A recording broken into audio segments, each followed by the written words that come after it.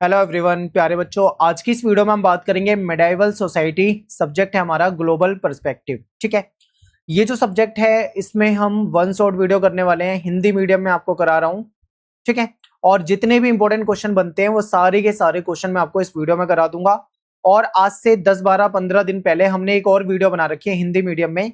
ये वीडियो, इसमें भी बहुत सारे इंपॉर्टेंट क्वेश्चन आपको कराए हैं। तो आपको इसका लिंक भी मैं कमेंट में दे दूंगा। कमेंट में आप जाओगे तो वहां पे आपको पिन कमेंट में एक लिंक मिलेगा, तो वहां से आप इसको देख सकते हो। ठीक है, और इंग्लिश मीडियम के अगर आप स्टूडेंट हो तो इंग्लिश में भी हमने वीडियो बना रखी है। टेलीग्राम में जाके आप सर्च कर सकते हो, वहां पे भी मैंने लिंक शेयर किया हुआ है। बाकी आज से 12 दिन पहले 10 दिन पहले आप वीडियो सर्च करोगे तो हमने इंग्लिश में भी बनाई हुई है। ठीक है, तो इसको आपको बहुत ध्यान से देख लेना है। आपका पेपर यहीं से हो जाएगा, सारे इंपॉर्टेंट क्वेश्चन कवर हो जाएंगे। और पीडीएफ आपको फ्री में अवेलेबल करा देंगे हमारे टेलीग्राम पे, एकलव्य स्नातक 1। तो इसको ज्वाइन कर लो, यहाँ पे आपको पीडीएफ शेयर कर दी जाएगी। सबसे पहला क्वेश्चन हमारे सामने है कि सामंतवाद से आप क्या समझते हैं। फीफ जो कि एक लैंड होता था, यानी एक जमीन होती थी। ठीक है, और मेनर, इसकी प्रशासनिक व्यवस्था के बारे में आपको बताना है कि किस प्रकार की प्रशासनिक व्यवस्था थी, इस पे चर्चा करनी है। ठीक है, तो सबसे पहले देखो, सामंतवाद वाला क्वेश्चन ना आपके पेपर में एक क्वेश्चन तो ज्यादातर मैंने देखा है पीवाईक्यू में पूछ लिया जाता है, यानी कि बहुत चांस है कि आपका जो पहला क्वेश्चन होगा आपके क्वेश्चन पेपर में वो सामंतवाद से ही होगा। ठीक है, क्वेश्चन की लैंग्वेज घुमा सकते हैं लेकिन क्वेश्चन तो यही होगा। बाकी बहुत ध्यान से आपको समझना है। ठीक है, अगर आपने क्लास 11th में हिस्ट्री सही से पढ़ी होगी तो आपको याद होगा ये टॉपिक हमने क्लास 11th में पढ़े हुए हैं, तो ज्यादा मुश्किल आपको लगेंगे नहीं। ध्यान से देखो एक बार। तो सबसे पहले बात करते हैं सामंतवाद, जिसको हम इंग्लिश में फ्यूडलिज्म कहते हैं। ये यूरोप की एक विशेषता है, क्योंकि ये व्यवस्था कहाँ पे थी, यूरोप में थी। ठीक है, यानी मध्यकालीन जो यूरोप है, यहाँ की एक सामाजिक, आर्थिक और राजनीतिक व्यवस्था थी। ये क्या थी, ये भूमि स्वामित्व और पारस्परिक निष्ठा, सैन्य सेवा और संरक्षण से संबंधों पे आधारित थी। अभी आपको मैं डिटेल में बताऊंगा आखिर ये थी क्या, अभी बस आप इतना इंट्रो समझ लो। यानी ये मध्यकालीन यूरोप में एक सामाजिक, आर्थिक, राजनीतिक व्यवस्था है, आपको ये पता होना चाहिए। और इसमें भूमि के स्वामित्व पे बातें हैं। फिर ये निष्ठा से जुड़ी हुई है, सैन्य सेवा, संरक्षण, इन संबंधों पे आधारित होती थी। तो जब रोमन साम्राज्य का पतन हो गया था और उस समय में रोमन साम्राज्य जब खत्म हो चुका था, तो छोटे छोटे साम्राज्य, यानी छोटे छोटे जो शासक होते थे उनका उदय हो रहा था। ठीक है, यानी कि छोटे छोटे शासक जो थे वो शासन कर रहे थे अलग अलग क्षेत्रों में। उसी समय में जर्मन, यानी जो जनजातियां होती थी, ठीक है, ट्राइब्स होती थी यहाँ की जर्मन, ये बार बार आक्रमण करती थी, जिससे कि यूरोप की व्यवस्था जो थी वो थोड़ी सी कमजोर होने लग रही थी। ठीक है, तब उसके बाद क्या होता है, यूरोप में ये व्यवस्था विकसित हुई। कौन सी व्यवस्था, सामंतवाद विकसित हुई। ठीक है, यानी कि जब रोमन साम्राज्य का पतन हो गया, जर्मनिक जो ट्राइब्स होती थी, जनजातियां होती थी, उनका आक्रमण होने लगा था। उसके बाद ये व्यवस्था मजबूत हुई। ठीक है, सामंतवाद जो था इसमें समाज विभिन्न स्तरों में बटा हुआ था। ठीक है, अलग अलग स्तर थे, जैसे एक शासक हो जाएगा, फिर शासक के नीचे सामंत हो जाएंगे, फिर उनके नीचे ये बड़े सामंत है तो और छोटे सामंत हो जाएंगे, फिर किसान हो जाएंगे। ठीक है, फिर यहाँ पे आपके सैनिक योद्धा भी आ जाएंगे। तो इस तरीके से पूरा मतलब एक सिस्टम था, यानी जहाँ पे सबसे ऊपर राजा होता था, फिर उसके बाद सामंत होते थे, फिर नाइट कौन है, योद्धा होते हैं। ठीक है, योद्धा वर्ग है, यानी ये सैनिक है, सिपाही है, फिर किसान हो गए। इस तरीके से पूरा एक पिरामिड सिस्टम था और ये सभी एक दूसरे पर निर्भर होते थे। तो इसी को हम सामंतवादी व्यवस्था कहते हैं। ठीक है, अब एक बार बहुत ध्यान से आपको समझना है। ठीक है, अगर आप इस स्लाइड को समझ जाओगे ना तो आगे का आपको बहुत आसान लगेगा। ठीक है, देखिए, सामंतवाद जो है, फ्यूडलिज्म जो है, इसका अर्थ क्या होता है, ये तो हमने समझ लिया यूरोप में था। ये भी हमने समझ लिया कि भाई जब रोमन साम्राज्य का पतन हो रहा था, जर्मनी जो जनजातीय आक्रमण कर रही थी, उसके बाद ये व्यवस्था आई थी। और हमने ये भी समझ लिया कि ये इसमें कई होते हैं, जैसे राजा भी होगा, राजा के नीचे सामंत हो जाएंगे, योद्धा वर्ग यानी नाइट हो जाएगा, किसान हो जाएंगे, और ये सब एक दूसरे से जुड़े। इतना तो हमने समझ लिया है। अब इसका एक्चुअल में क्या मीनिंग है ये समझते हैं। ठीक है, तो देखिए, सामंतवाद एक ऐसी व्यवस्था थी जिसमें भूमि, सारा खेल जो था भूमि का था, यानी भूमि जो है ये शक्ति और धन का मुख्य स्रोत थी। यानी भूमि का मतलब क्या था, जिसके पास बहुत ज्यादा भूमि है वो क्या है, उसके पास ज्यादा शक्ति है, ज्यादा पैसा है। ठीक है, ऐसे माना जाता था। तो सबसे ज्यादा भूमि किसके पास होती थी, राजा के पास होगी। फिर राजा किसको देता था, सामंत को देता था, यानी सामंत के पास भूमि आ जाती थी। फिर वो उससे कर लेता था। ठीक है, यानी कि राजा और सामंत के पास बहुत भूमि होती थी। और राजा जो होता था वो क्या करता था, अपने जो सामंत होते थे उनको भूमि दे देता था। उस भूमि को फीफ कहा जाता है, यानी ये एक ऐसी लैंड है, एक ऐसी भूमि है जो किसको मिलती है, सामंतों को मिलती है। कौन देता है, राजा देता है। ये चीजें याद रखनी है। यानी एक राजा है, राजा ने क्या किया, बहुत सारे सामंत होंगे, उनको क्या दे दी, भूमि दे दी। उस भूमि को क्या कहा जाता है, उसको फीफ कहा जाता है। ठीक है, और बदले में अब राजा ने अगर सामंत को भूमि दी है तो सामंत भी कुछ राजा को बदले में देगा ना। वो क्या दे रहा है सामंत, तो सामंत जो है वो राजा को सैन्य सहायता दे रहा है, यानी इसके पास है सेना या सैनिक मान लीजिए, और ये सैनिक सहायता राजा को दे देगा, ठीक है। और ये निष्ठा भी देते थे, ठीक है, निष्ठा प्रदान करते थे, यानी राजा का सम्मान रखेंगे, राजा को जरूरत पड़ने पे सैन्य सहायता देंगे और निष्ठा के साथ जुड़े होंगे, ठीक है। ये नहीं कि कल को गद्दारी कर ली किसी और के साथ चले गए, ऐसा नहीं, एक निष्ठा वाला रिलेशन होगा राजा और सामंत के बीच में, ठीक है। इसी प्रकार छोटे सामंत जो थे वो बड़े सामंतों के अधीन हो गए। तो यहाँ पे अगर मैं पूरी एक चैन बनाने की कोशिश करूं तो सबसे ऊपर कौन है, राजा है। राजा ने फीफ यानी लैंड दिया है, किसको दिया है, सामंत को दिया है। अब सामंत जो है, सामंत भी दो तरीके के, एक बड़े सामंत है जिनके पास ज्यादा भूमि होती होगी, फिर छोटे सामंत है, ठीक है। छोटे सामंत जो है ये इनके अंडर में होते होंगे। तो इस तरीके से पूरा हो जाएगा, ठीक है। ये एक क्रम बन गया है जो हमें समझना था। तो यहाँ पे आई होप आपको सामंतवाद तो समझ में आ गया होगा। आगे इसको और डिटेल में समझते हैं।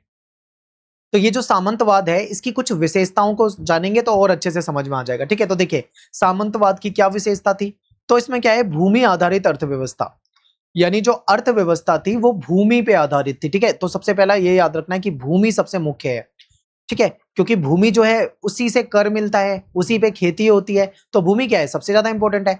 फिर स्वामी और आश्रित का संबंध, यानी एक स्वामी है और एक आश्रित है, इनका संबंध है। जैसे मान लो सामंत जो है, सामंत का संबंध किससे है, राजा से है, राजा पे आश्रित है क्योंकि राजा ही तो इसको भूमि दे रहा है। अब सामंत जो है, सामंत पे भी कुछ लोग आश्रित है, जैसे कि किसान है, क्योंकि इसी सामंत की भूमि को किसान जो है उस पे खेती वगैरह करते हैं, ठीक है। वो आगे हम डिस्कस करेंगे इसको। यानी यहाँ पे क्या है, यहाँ पे कहीं ना कहीं एक दूसरे पे आश्रित है, यानी स्वामी और आश्रित वाला रिलेशन है।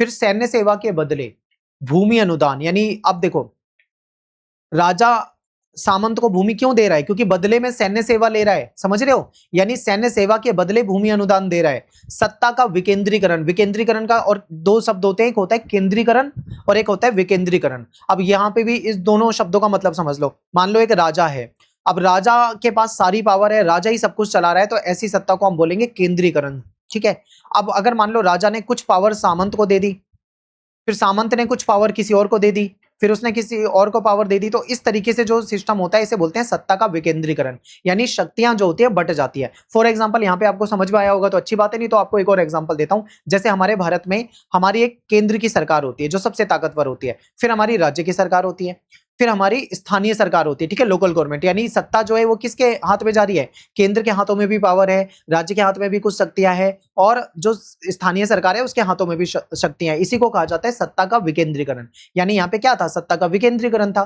फिर किसानों और भूदासों पर सामंतों का नियंत्रण, किसान और भूदास इन पे किसका कंट्रोल था, सामंत का कंट्रोल था। आगे हम इसको भी डिस्कस करेंगे डिटेल में, ठीक है। फिर सामाजिक पदानुक्रम, यानी एक पूरा एक सामाजिक पदानुक्रम का सिस्टम बन जाता है कि सबसे ऊपर राजा होगा, फिर दूसरा होगा, उसके नीचे सामंत हो गए, फिर मान लो योद्धा वर्ग हो गया या किसान वर्ग हो गया, इस तरीके से पूरा एक क्रम बन जाता है, ठीक है। अब बात करते हैं फीफ। फीफ क्या है, फीफ एक भूमि है, यानी फीफ एक लैंड है। ये जो लैंड है ये किसको मिलती है, ये किसको मिलती है, ये सामंत को मिल रही है। कौन दे रहा है, राजा दे रहा है, ये हमने पढ़ लिया, ठीक है। तो देखिए फीफ वो भूमि है या फिर वो जागीर थी जिसे राजा जो होते हैं वो सामंत को, यानी अपने अधीनस्थ जो सामंत है उसको सेवा और निष्ठा के बदले में प्रदान करते हैं। यानी राजा की सेवा कौन कर रहे हैं, सामंत कर रहे हैं, वो उनको सैनिक सेवा देते हैं, तो उसके बदले में राजा उनको क्या दे रहा है, भूमि दे रहा है, यानी जिसको फीफ कहा जाता है। सामंत उस भूमि से आय प्राप्त करता है। भूमि बड़ी होती है तो वहां से खेती भी होती होगी और भी अन्य कार्य होते होंगे, तो वहां से उसको आय मिल जाती है, और बदले में वो क्या करता है, सैन्य सहायता दे देता है। किसको दे देता है, राजा को दे देता है सैन्य सहायता, ठीक है। तो ये पूरा एक क्रम बन गया। अब फीफ की प्रशासनिक व्यवस्था क्या होती है, इसको थोड़ा समझने की कोशिश करते हैं। जैसे फीफ का जो स्वामी है वो कौन है, सामंत है, यानी फीफ जो भूमि है उसका स्वामी कौन हो गया, सामंत हो गया। अब सामंत क्या करेगा, वहां से टैक्स वसूलेगा, यानी कर वसूलेगा, ठीक है। स्थानीय न्याय व्यवस्था भी संचालित करता था, यानी स्थानीय जो विवाद होते हैं, जो लड़ाई झगड़े होते हैं उसको सुलझाने का काम, यानी न्याय करने का काम भी यहां से होता था। सैनिकों की व्यवस्था करना और सुरक्षा सुनिश्चित करता था, ठीक है, यानी सैनिकों की व्यवस्था भी करेगा और सुरक्षा भी सुनिश्चित करेगा, ठीक है। राजा के प्रति निष्ठा बनाए रखता था, यानी राजा के प्रति क्या करेगा, ये निष्ठा बनाए रखेगा। और आवश्यकता पड़ने पे सेना उपलब्ध करेगा। यानी मान लो राजा का किसी से युद्ध हो जाता है और राजा को सेना की जरूरत है, तो वो तुरंत सामंत से मतलब बात करेगा कि तुरंत मुझे सेना दो, और जो सामंत उसके अंडर में होंगे, जिसने फीफ वाली लैंड ले रखी होगी, वो तुरंत क्या करेगा, सैन्य सेवा उपलब्ध कराएगा। तो ये पूरा एक प्रशासनिक क्रम था। यानी जो सामंत है उसको एक भूमि मिली है जिसको फीफ कहा जाता है, वो उस भूमि से टैक्स वसूलता है और स्थानीय न्याय व्यवस्था को भी संचालित करता है, सैनिक व्यवस्था भी देखता है, सुरक्षा भी सुनिश्चित करेगा राज्य की, और राजा के साथ निष्ठा से जुड़ा भी हुआ है और सेना उपलब्ध भी कराता है। ठीक है, तो ये हो गया फीफ। फिर आ जाता है मेनर। अगर आपने क्लास 11th में पढ़ा होगा हिस्ट्री में, तो ये सारी चीजें मैंने आपको वहां पे भी डिटेल में कराई हुई है। ठीक है, मेनर क्या होता है ये समझिए। मेनर जो है ये भी सामंती व्यवस्था में एक महत्वपूर्ण आर्थिक इकाई है। आर्थिक इकाई मतलब ये भी एक ऐसी भूमि है जहां से आर्थिक इकाई यानी कि एक तरीके से मतलब कमाई हो जाती है, यहां से भी हमें पैसा प्राप्त हो जाता है। ठीक है, हमें नहीं, मतलब सॉरी, मैनर को प्राप्त हो जाता है। ठीक है, चलिए समझते हैं। देखो, ये एक बड़ा कृषि क्षेत्र है, यानी एक ऐसी बड़ी भूमि है जिसमें खेती होती है, जिसमें फिर यहाँ पे इतनी बड़ी भूमि है कि यहाँ पे खेत भी है और यहाँ पे मेनर का निवास भी है। यानी मेनर जो होता है वो यहाँ पे क्या करता है, यहाँ पे मतलब सॉरी, सामंत जो है उसका निवास भी है और खेत भी होते हैं। यहाँ पे बड़ी भूमि है तो यहाँ पे खेत भी है, यहाँ पे चरागाह भी हो जाता है, यहाँ पे जंगल भी होते हैं, यहाँ पे चर्च भी होती है, किसानों के घर भी होते हैं। ठीक है, तो ये क्या हो गया, ये एक बहुत बड़ी भूमि हो गई। यानी यहाँ पे खेती भी होती है, यहाँ पे जंगल भी है, ठीक है, यहाँ पे चर्च भी होती है, यहाँ पे चरागाह भी होते हैं, यहाँ पे जो सामंत है उसके रहने का घर भी है, यहाँ पे किसान भी रहते हैं। यानी कितनी बड़ी भूमि होगी आप इससे अंदाजा लगा सकते हो। मेनर जो होता है ये आत्मनिर्भर इकाई होती है। क्यों? क्योंकि सब कुछ यहाँ पे है, तो हर एक चीज, हर एक सुविधा यहाँ मिल जाती है। और यहाँ पे भूमि है, यहाँ पे खेत होते हैं तो खेती होती है, तो उससे भी मतलब आय हो जाती है। ठीक है, चर्च वगैरह भी है, तो मतलब एक तरीके से ये आत्मनिर्भर है, किसी दूसरे पे निर्भर नहीं होएगा ये वाला हिस्सा। तो ये बहुत इंपॉर्टेंट है। फिर मैनर में जो प्रशासनिक व्यवस्था है इसको समझते हैं। तो मैनर का जो कंट्रोल होता है वो सामंत या फिर लॉर्ड के हाथ में होता है। ठीक है, किसान जो हैं वो भूमि पर खेती करते हैं। किसान का काम क्या है? खेती करना, आप सभी जानते हैं। किसानों को कर भी देना होता है और जो खेती करते हैं उपज यानी जो फसल होता है उसका हिस्सा भी देना होता है, और बदले में वहां पे श्रम सेवा भी करनी होती है। यानी किसान को एक लैंड मिल गई है, एक भूमि मिल गई है, जहां पे वो क्या करेगा, खेती करेगा, फिर उसमें से फसल का कुछ हिस्सा दे देगा, टैक्स के रूप में दे देगा, और मेहनत तो कर रहा है तो वो श्रम सेवा भी हो गई। ठीक है, फिर मैनर जो है ये न्यायालय, इनके न्यायालय यानी इनकी अदालतें भी होती थी, जो स्थानीय जो लोकल विवाद होते हैं उसका समाधान भी ये कर देते थे। उत्पादन और वितरण का जो प्रबंधन है वो स्थानीय स्तर पे यानी लोकल लेवल पे हो जाता था। ठीक है, और सुरक्षा और कानून व्यवस्था की जिम्मेदारी जो होती थी वो तो सामंत की होती थी, ये हम पहले ही पढ़ चुके हैं। ठीक है, तो ये हो जाएगा मैनर की प्रशासनिक व्यवस्था। अब यहाँ पे हम थोड़ा सा कंपेयर करते हैं फीफ और मैनर को। फीफ क्या है? एक भूमि है। मैनर एक बहुत बड़ी भूमि है। ठीक है, तो चलिए फीफ को समझते हैं। इसका स्वरूप देखते हैं तो ये भूमि अनुदान, यानी इसमें क्या होता है, ये भूमि अनुदान में मिलती है। किसने अनुदान में दी है? राजा ने दी है। किसको दी है? सामंत को दी है। सामंत बदले में क्या दे रहा है? अभी हमने पढ़ा था सैन्य सेवा दे रहा है। ठीक है, ये हो गया। मैनर क्या है? ये आर्थिक और कृषि इकाई है। क्यों? क्योंकि यहाँ पे खेती भी होती है, यहाँ पे चर्च भी होती है, यहाँ जंगल भी होते हैं, चरागाह भी होते हैं, सब कुछ होता है, तो ये बड़ी इकाई है। ठीक है, फिर इसका उद्देश्य क्या है? सैन्य सेवा और निष्ठा, और यहाँ पे कृषि उत्पादन और राजस्व, ये इसका मेन जो उद्देश्य होता है। कंट्रोल किसके हाथ में होता है? यहाँ पे सामंत होता है, यहाँ पे सामंत या फिर लॉर्ड हो सकता है। ठीक है, इसका महत्व क्या है? ये राजनीतिक और सैन्य, और ये आर्थिक और सामाजिक। ठीक है, इसका ये महत्व है। अब एंड में आपको पढ़ना है निष्कर्ष, यानी आप कह सकते हो कि सामंतवाद जो है ये मध्यकालीन यूरोप की प्रमुख व्यवस्था थी। ये भूमि, निष्ठा और सैन्य सेवा पे आधारित होती थी। फीफ जो है वो राजनीतिक और सैन्य संगठन पे क्या मतलब इसका आधार होता था। फीफ क्या है? राजनीतिक और सैन्य संगठन है। ठीक है, यानी राजा के लिए इंपॉर्टेंट है, राजा उस भूमि को किसको दे रहा है? सामंत को दे रहा है। सामंत उसके बदले में क्या कर रहा है? उनको सैन्य सुरक्षा दे रहा है। ठीक है, जबकि मैनर जो है यह आर्थिक जीवन का केंद्र है, क्योंकि असली जो कमाई है वो मैनर से ही आनी है। और इन दोनों व्यवस्थाओं ने मिलकर मध्यकालीन यूरोप की जो सामाजिक, आर्थिक और राजनीतिक संरचना है इसको संचालित किया था। ठीक है, तो ये हमको यहाँ पे समझना था। अब मैं एक और क्वेश्चन कराऊंगा आपको, वो भी सामंतवाद से रिलेटेड है, पेपर में आया हुआ है। एक बार देखिए कि क्वेश्चन की लैंग्वेज को घुमा के किस तरीके से कुछ और चीजें भी आपसे सामंतवाद टॉपिक से पूछी जा सकती है।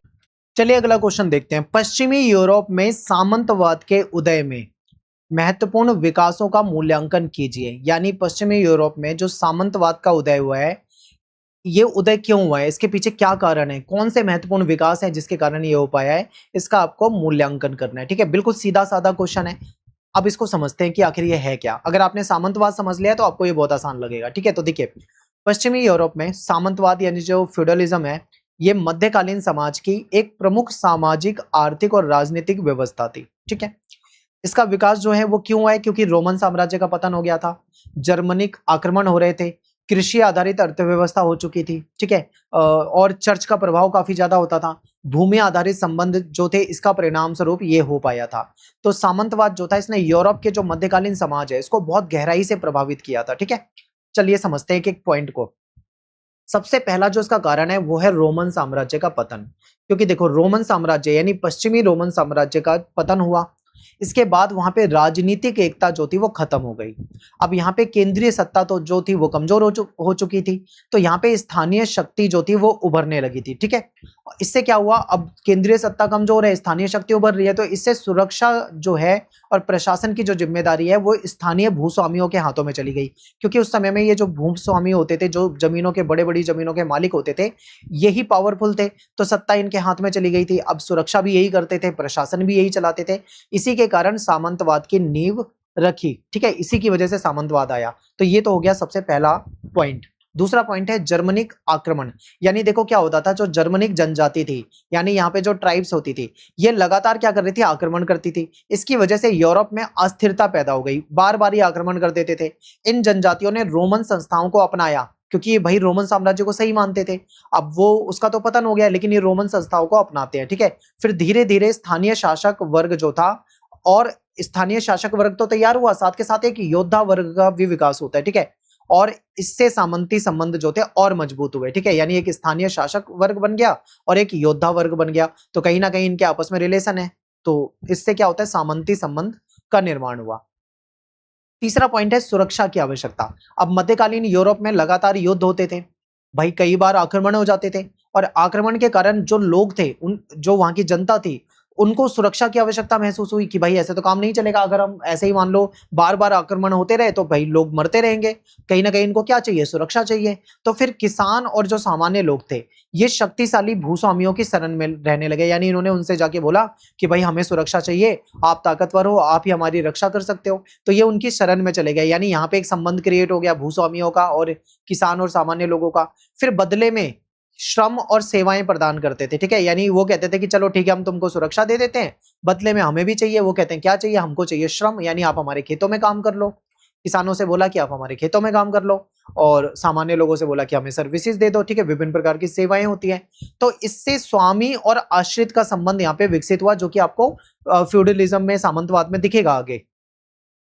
फिर भूमि आधारित अर्थव्यवस्था का विकास। व्यापार और नगरीय जीवन के कमजोर होने से, अब व्यापार कमजोर हो गया, नगरीय जीवन कमजोर हो गया है, तो इसके कारण अर्थव्यवस्था में मेन चीज क्या रह गई है? कृषि। यानी अर्थव्यवस्था जो है वो मुख्यतः कृषि पे आधारित रह गई है। ठीक है, भूमि ही धन और शक्ति का प्रमुख स्रोत बन गई। अब धन और शक्ति का प्रमुख स्रोत क्या है? भूमि यानी जमीन। शासक जो है अपने अधिकारियों और सैनिकों को भूमि अनुदान देकर अपनी सेवाएं प्राप्त करते थे। अब यहाँ पे बहुत ध्यान से आपको समझना है, यानी कि व्यापार कमजोर हो चुका है, नगरीय जीवन कमजोर हो चुका है, तो अर्थव्यवस्था किस चीज पे आधारित है? खेती पे आधारित है। तो भूमि महत्वपूर्ण हो गई, क्योंकि खेती कहाँ पे होगी? भूमि पे होगी। तो भूमि जो है वो धन और शक्ति का प्रमुख स्रोत हो गई। जिसके पास ज्यादा भूमि है वो ज्यादा पैसे वाला है, ज्यादा ताकतवर है। शासक क्या करते थे? अपने अधिकारियों और सैनिकों को भूमि अनुदान दे देते थे और बदले में उनसे सेवाएं प्राप्त करते थे। तो इससे जागीरदारी व्यवस्था विकसित हुई। ठीक है, तो ये इंपॉर्टेंट है, ये सारे चीजों को आपको समझना है। बाद में आपको पता लग जाएगा कि कैसे मतलब ये सामंतवादी व्यवस्था आई, रातों रात नहीं आई, एक लंबा मतलब प्रोसेस है, उसके जरिए आई। ठीक है, पांचवा पॉइंट देखिए, दास प्रथा और भूदासता की ओर संक्रमण। यानी दास प्रथा कमजोर हो रही थी, यानी रोमन काल में दास आधारित उत्पादन प्रणाली जो थी वो धीरे धीरे समाप्त हो रही थी, खत्म हो रही थी। तो दासों की कमी हो गई। जब दास प्रथा कमजोर होने लगेगी, तो अब कृषि उत्पादन है, मान लो खेती है, खेती में दास वगैरह बहुत इंपॉर्टेंट होते थे, लेकिन अब खेती तो करनी है, दास खत्म हो रहे हैं, कम होते जा रहे हैं। तो कृषि उत्पादन की आवश्यकता के कारण जो भूदास है, ये व्यवस्था विकसित हुई। यानी कि कुछ ऐसे लोग जिनसे भूमि पे काम करवाया जाएगा, खेती करवाई जाएगी, इनको भूदास कहा जा रहा है। ठीक है, किसान जो है भूमि से बंध गए। अब उनको जिस भूमि से जोड़ दिया गया, वो उस पे किसान की जिम्मेदारी है कि वहां पे क्या करेगा? वो खेती करेगा। फिर वो सामंतों के अधीन कार्य करने लगे। ठीक है, तो यहाँ पे भी एक रिलेशन बना। अब यहाँ पे समझिए, राजा राजा ने भूमि किसको दी? फीफ फीफ जो भूमि है वो सामंत को दी। अब सामंत क्या करवा रहा है? उससे उस पर खेती करवा रहा है। खेती कौन कर रहा है? किसान कर रहा है। तो एक तरीके से किसान किससे जुड़ गया? सामंत से जुड़ गया, और सामंत तो पहले से राजा से जुड़ा हुआ है। तो ये पूरा क्रम बनने लग गया था। ठीक है, परस्पर निर्भरता की व्यवस्था, यानी सामंतवाद का आधार जो है वो निर्भरता पे है, क्योंकि राजा निर्भर है सामंत पे। राजा किस लिए निर्भर है? क्योंकि उसको सैन्य सेवा चाहिए, सामंत के पास सैन्य सेवा है। ठीक है, अब सामंत को चाहिए भूमि ताकि उसको आय प्राप्त हो, तो राजा उसको भूमि दे देता है, सामंत उसको सैन्य सेवा दे देता है। फिर ये नाइट यानी योद्धा वर्ग आया। ठीक है, ये नाइट जो है ये भी इनके साथ काम करते हैं, ये नाइट जो है ये सैनिक है। फिर किसान भी आए, अब किसान भी कहीं ना कहीं सामंत से जुड़े हुए हैं, तो ये सब क्या है, एक दूसरे से जुड़े हुए हैं और एक दूसरे पे निर्भर है। तो सामंत जो है वो राजा को सैन्य सेवा देते हैं, किसान जो है सामंतों को श्रम प्रदान करते हैं, यानी उनके खेतों पे काम करते हैं। इस प्रकार से एक पिरामिड वाली व्यवस्था बन चुकी थी। सातवां है चर्च की महत्वपूर्ण भूमिका। अब देखो उस समय में ईसाई धर्म जो था बहुत महत्वपूर्ण था, तो ईसाई जो चर्च है वो यूरोप में सबसे ज्यादा ताकतवर, सबसे ज्यादा प्रभावशाली संस्था है। ठीक है, चर्च ने क्या करा, राजाओं को वैधता प्रदान की, यानी राजा जो है वो लीगल है, और लोगों को सामंती व्यवस्था स्वीकार करने के लिए प्रेरित करा। किसने? चर्च ने। ठीक है, चर्च जो थी स्वयं भी विशाल भूमि का स्वामी थी, यानी बड़ी बड़ी भूमि जो होती थी वो चर्च के पास होती थी। चर्च के पास भी बहुत ज्यादा भूमि थी, एक तरीके से आप उसको भूस्वामी मान सकते हो, क्योंकि बहुत भूमि है उसके पास। फिर सामंती ढांचे का महत्वपूर्ण हिस्सा भी बन चुकी थी। ठीक है, तो ये चीजें आपको याद रखनी है। फिर लास्ट में बात करते हैं नाइट, यानी ये कौन है? ये सैनिक है, ये सिपाही है, ये योद्धा वर्ग है, ये ट्रेंड है, प्रशिक्षित है, घुड़सवार सैनिक है। ठीक है, तो सैनिक सुरक्षा के लिए प्रशिक्षित जो घुड़सवार सैनिक है इनको नाइट्स कहा जाता था। ठीक है, देखो शुरू शुरू में क्या होता था, ये जो किसान होते थे ना, किसान से ही सैनिक वाला काम भी करवा लेते थे, यानी जब युद्ध हो जाए तो किसान को ले लेते थे, चलो भाई हथियार उठाओ चल दो युद्ध करने। लेकिन बाद में क्या हो रहा था, बार बार आक्रमण होने लग रहे थे। अब बार बार जब आक्रमण होते थे तो ऐसे में किसान फिर खेती करेगा या बार बार युद्ध जाके लड़ेगा? तो इनको लगा कि भाई ऐसे काम नहीं चलेगा, हमें चाहिए एक परमानेंट योद्धा। तो ऐसे में फिर ये नाइट्स, ये जो वर्ग है इसका विकास हुआ था। ठीक है, इन्हें भूमि और विशेष अधिकार दे दिए जाते थे। नाइट जो है वो सामंती व्यवस्था में सैन्य आधार बन चुके थे। ठीक है, सामंतवाद को स्थिरता प्रदान करते थे। अब यहाँ पे हमने क्या समझा, राजा, राजा के नीचे सामंत, सामंत क्या देता है? सैन्य सेवा, यानी जो नाइट्स हैं वो सामंत से जुड़े हुए हैं। ठीक है, किसान जो है वो भी सामंत से जुड़े हुए हैं। तो इस तरीके से पूरा एक वर्ग बन जाता है, सभी एक दूसरे से जुड़े हैं, सभी एक दूसरे पे क्या है, निर्भर है। सत्ता का विकेंद्रीकरण, अब ये विकेंद्रीकरण मैं आपको नहीं समझाऊंगा क्योंकि इससे पहले वाले क्वेश्चन में हम समझ चुके हैं। ठीक है, तो देखिए रोमन साम्राज्य का जब पतन होता है तो केंद्रीय सत्ता कमजोर हो गई। अब यहाँ पे जो स्थानीय सामंत थे इन्होंने प्रशासन चलाया, तो प्रशासन, न्याय और कर संग्रह की शक्तियां जो थी इन्होंने अपने हाथों में ले ली। फिर सत्ता का विकेंद्रीकरण कर दिया, यानी राजा खुद से सब कुछ नहीं कर रहा है, राजा ने कुछ जिम्मेदारी सामंत को दे दी, सामंत ने कुछ जिम्मेदारी किसानों को दे दी। फिर इस तरीके से मतलब आगे पूरी एक विकेंद्रीकरण वाला व्यवस्था बन चुकी थी। नेक्स्ट है सामंती संबंधों का संस्थागत विकास। भूमि अनुदान, निष्ठा, सैन्य सेवा, संरक्षण, इस पे आधारित संबंध जो थे वो धीरे धीरे एक संस्थागत रूप ले रहे थे। ठीक है, राजा से लेकर किसान तक सभी के एक निश्चित अधिकार थे और सबके निश्चित कर्तव्य थे और सब अपने कर्तव्यों से बंधे हुए थे, जिससे सामंतवाद जो था एक संगठित व्यवस्था बन गई और एक मजबूत व्यवस्था बन गई जो कि यूरोप में लंबे समय तक चली।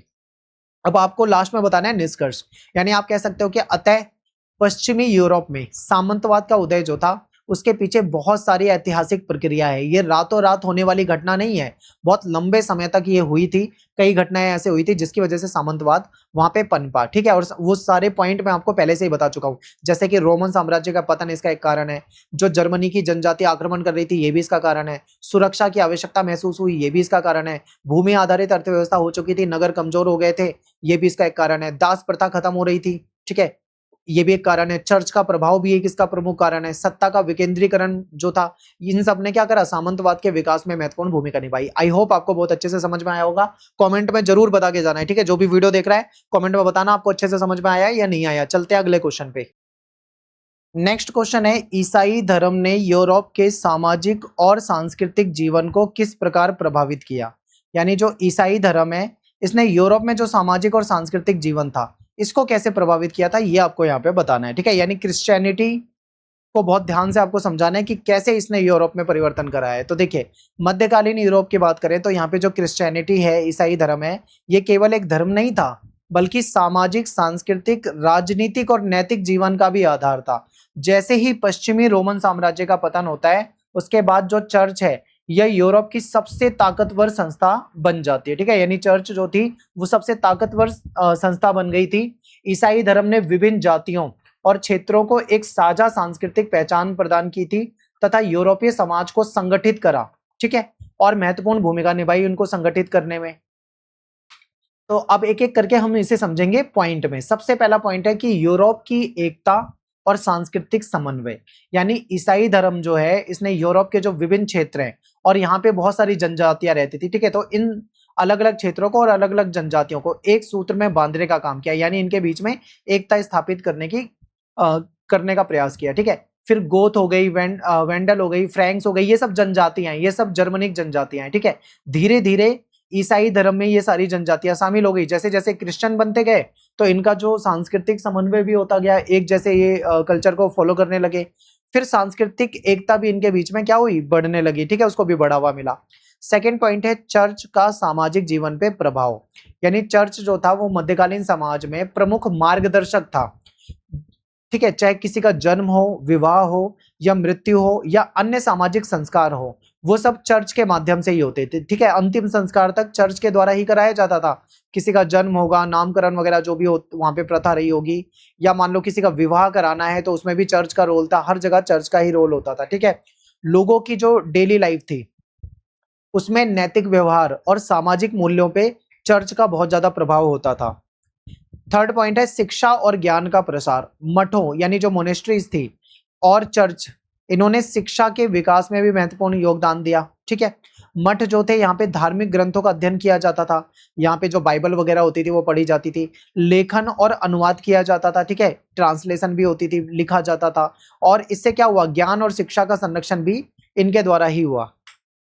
फिर मठवाद का विकास, जो सेंट बेनेडिक्ट हो गई या सेंट बेसिल जो है, ये धार्मिक नेताओं ने मठवाद को विकसित किया, यानी ये जो है सेंट बेनेडिक्ट और सेंट बेसिल, इन्होंने, ये जो धार्मिक नेता है, इन्होंने मठवाद की शुरुआत करी, ठीक है, इसको विकसित किया। मठ जो था वो शिक्षा का, धर्म प्रचार का, साहित्य के संरक्षण का और सामाजिक सेवा का एक प्रमुख केंद्र बन चुका था। इन्होंने ग्रामीण क्षेत्रों में ईसाई धर्म के प्रसार में भी अपनी महत्वपूर्ण भूमिका निभाई थी। पांचवा पॉइंट है कला और वास्तुकला का विकास। ईसाई धर्म का प्रभाव जो है, ईसाई धर्म के प्रभाव से भव्य चर्च, कैथेड्रल, धार्मिक भवनों का निर्माण हुआ, यानी ईसाई धर्म का प्रभाव इतना ज्यादा यहाँ पे बढ़ चुका था कि खूब सारी चर्च का निर्माण करवाया जा रहा था, ठीक है। कैथेड्रल जो चर्च होती है, कैथेड्रल जो होती है ये बड़ी चर्च होती थी, ठीक है, इनका निर्माण किया जा रहा था और धार्मिक भवनों का भी निर्माण हो रहा था। चित्रकला, मूर्तिकला, संगीत, इन सब चीजों का विकास हो रहा था और ये सब धार्मिक विषयों के आधार पर ही विकसित हुई। मध्यकालीन यूरोप में कला पर चर्च का बहुत गहरा प्रभाव था। जो भी आप पेंटिंग्स भी देखोगे तो कहीं ना कहीं चर्च से रिलेटेड होती थी, ठीक है। आप ईसाई धर्म से कहीं ना कहीं उसे जोड़ के देखोगे, ऐसी पेंटिंग्स होती थी। फिर नैतिक और मानवीय मूल्यों का प्रसार। ईसाई धर्म ने प्रेम, दया, करुणा, सेवा, क्षमा और परोपकार जैसे जो नैतिक मूल्य हैं इसको बढ़ावा दिया, ताकि लोग क्या है, लोग आपस में प्रेम से रहें, एक दूसरे के प्रति दया का भाव रखें, करुणा का भाव हो, उनके मन में सेवा का भाव हो, एक दूसरे की मदद करें, ठीक है, लोगों को क्षमा करें, परोपकार जैसे जो नैतिक मूल्य हैं इसका बढ़ावा करा लोगों में। इन मूल्यों ने समाज में सहयोग और सामुदायिक भावना को भी मजबूत करा। राजनीतिक जीवन पे प्रभाव। चर्च ने राजाओं को वैधता प्रदान की, यानी जो राजा होते थे, ठीक है, उनको वैध माना जाता था चर्च के कारण। शासन के धार्मिक आधार पर इन्होंने व्याख्या की। राजा को ईश्वर का प्रतिनिधि माना जाने लगा और इस प्रकार ईसाई धर्म ने मध्यकालीन राज्य सत्ता को भी मजबूत करा, ठीक है, राजा को भी एक तरीके से सपोर्ट कर दिया। फिर महिलाओं और समाज में मठों की क्या भूमिका थी, तो मठों ने महिलाओं को धार्मिक और सामाजिक जीवन में भागीदारी का अवसर दिया, ठीक है, ताकि वो धार्मिक जीवन में आए, सामाजिक जीवन में जुड़े। कई मठों का संचालन जो था वो रानियों के द्वारा, राजकुमारियों के द्वारा और प्रभावशाली महिलाओं के द्वारा किया जाता था, ठीक है, यानी इनका संचालन भी महिलाएं ही कर रही थी। धर्म प्रचार, सांस्कृतिक विस्तार। मिशनरी जो क्रिश्चियन होते थे इनका ग्रुप होता था, ठीक है, ये मिशनरी कहलाती हैं। ये अलग अलग क्षेत्रों में जाती थी और अलग अलग मठों के माध्यम से ईसाई धर्म जो था उसको पूरे यूरोप में फैला रही थी, और फिर यूरोप के बाद ये आज के समय में पूरी दुनिया में मिशनरी काम करती हैं, जो लोगों को कन्वर्ट कराती है क्रिश्चियनिटी में, ठीक है। भारत में भी देखोगे आप, बहुत सारे लोग जो है वो क्रिश्चियनिटी में कन्वर्ट हो रहे हैं। ये क्या करते हैं, लालच वगैरह देते हैं और लोगों को कन्वर्ट करा देते हैं। इसके साथ ही यूरोपीय संस्कृति, यूरोप का जो कल्चर है, उनकी जो भाषा है, उनकी जो धार्मिक परंपरा है, इसका भी विस्तार हुआ। 10th पॉइंट है हमारा सामाजिक संगठन और सामुदायिक जीवन। चर्च ने लोगों को एक संगठित समुदाय के रूप में जोड़ने का काम करा। धार्मिक उत्सव, प्रार्थना सभाएं की, सामुदायिक गतिविधियां और सामाजिक एकता को बढ़ावा देने में भी ये क्या है, सहायक रही है। लास्ट में आपको निष्कर्ष बताना है कि ईसाई धर्म ने मध्यकालीन यूरोप के जो सामाजिक और सांस्कृतिक जीवन है इसको बहुत गहराई से प्रभावित करा। इन्होंने शिक्षा के क्षेत्र में, शिक्षा का क्षेत्र हो या कला का क्षेत्र हो या साहित्य या नैतिकता, सामाजिक संगठन, राजनीतिक व्यवस्था, यहाँ तक कि सांस्कृतिक एकता, हर क्षेत्र में विकास, हर क्षेत्र के विकास में जो ईसाई धर्म है, ठीक है, ईसाई धर्म और चर्च, इसका बहुत महत्वपूर्ण योगदान था। चर्च और मठों ने यूरोपीय सभ्यता के निर्माण में सबसे महत्वपूर्ण भूमिका निभाई है और मध्यकालीन यूरोप की पहचान को इन्होंने एक आकार दिया है। ठीक है, तो ये हो जाएगा हमारा नेक्स्ट क्वेश्चन। अगला क्वेश्चन है कि कन्फ्यूसीवाद ने मध्यकालीन में जो मध्यकालीन चीन जो है, यहाँ पे जो सामाजिक राजनीतिक स्ट्रक्चर था इसको कैसे आकार दिया। ठीक है, यानी ये जो कन्फ्यूजनिज्म है या कन्फ्यूशियसवाद है, इसने कैसे चाइना में बदलाव लेकर आए। ठीक है, तो देखिए चीन के महान दार्शनिक थे कन्फ्यूशियस। ठीक है, कन्फ्यूशियस जो थे कौन थे, चीन के एक महान दार्शनिक थे, एक फिलोसोफर थे, विद्वान थे। ठीक है, इनकी शिक्षाओं पे आधारित जो विचारधारा है इसको हम कन्फ्यूशियसवाद या कन्फ्यूशियसवाद या कन्फ्यूशनिज्म कहते हैं। ठीक है, मध्यकालीन चीन में ये एक दर्शन नहीं बल्कि राज्य प्रशासन, समाज, संस्कृति का आधार बन गया। ठीक है, यानी मध्यकालीन चीन जो था ना वो इनकी विचारधारा से, यानी जो कन्फ्यूशियस थे इनकी विचारधारा से बहुत ज्यादा प्रभावित हुआ। इनकी जो ये इनका जो दर्शन था, इनकी जो फिलॉसफी थी, ये केवल इनके लिए फिलॉसफी नहीं थी बल्कि इनके लिए राज्य यानी सरकार, प्रशासन, समाज, संस्कृति का आधार बन चुका था। विशेष रूप से सोंग, युआन, मिंग काल में जो कन्फ्यूशी सिद्धांत थे, इन्होंने क्या करा, चीन का जो सामाजिक और राजनीतिक ढांचा था इसको बहुत गहराई से प्रभावित किया। तो अब इसे समझते हैं कि आखिर क्या क्या चीजें इस समय में हुई थी। तो सबसे पहला पॉइंट है राज्य की आधिकारिक विचारधारा, यानी जो मध्यकालीन चीन है यहाँ पे जो कन्फ्यूसीवाद था इसको शासन की आधिकारिक विचारधारा के रूप में स्वीकार किया गया। ठीक है, अब बहुत ध्यान से समझना, यानी राज्य की विचारधारा, राज्य का मतलब है सरकार से। अब सरकार यानी सत्ता, सत्ता कह लो। ठीक है, तो जो सरकार थी ना उसने भी इनकी विचारधारा को एक्सेप्ट करा, यानी इसको आधिकारिक विचारधारा मान लिया अपने राज्य की। फिर जो शासक थे, जो राजा थे, इन्होंने राज्य की स्थिरता और प्रशासनिक व्यवस्था को मजबूत करने के लिए ये जो सिद्धांत थे कन्फ्यूशियस के, इनका उपयोग करा और इससे शासन को वैचारिक आधार जो था वो प्राप्त हुआ, क्योंकि इनके विचारों पे ही चल रहा था शासन। फिर एक आदर्श यानी एक बेस्ट शासक की अवधारणा। ठीक है, यानी इसमें आदर्श यानी एक बहुत अच्छे शासक, अच्छे राजा की अवधारणा, यानी इसका कंसेप्ट था।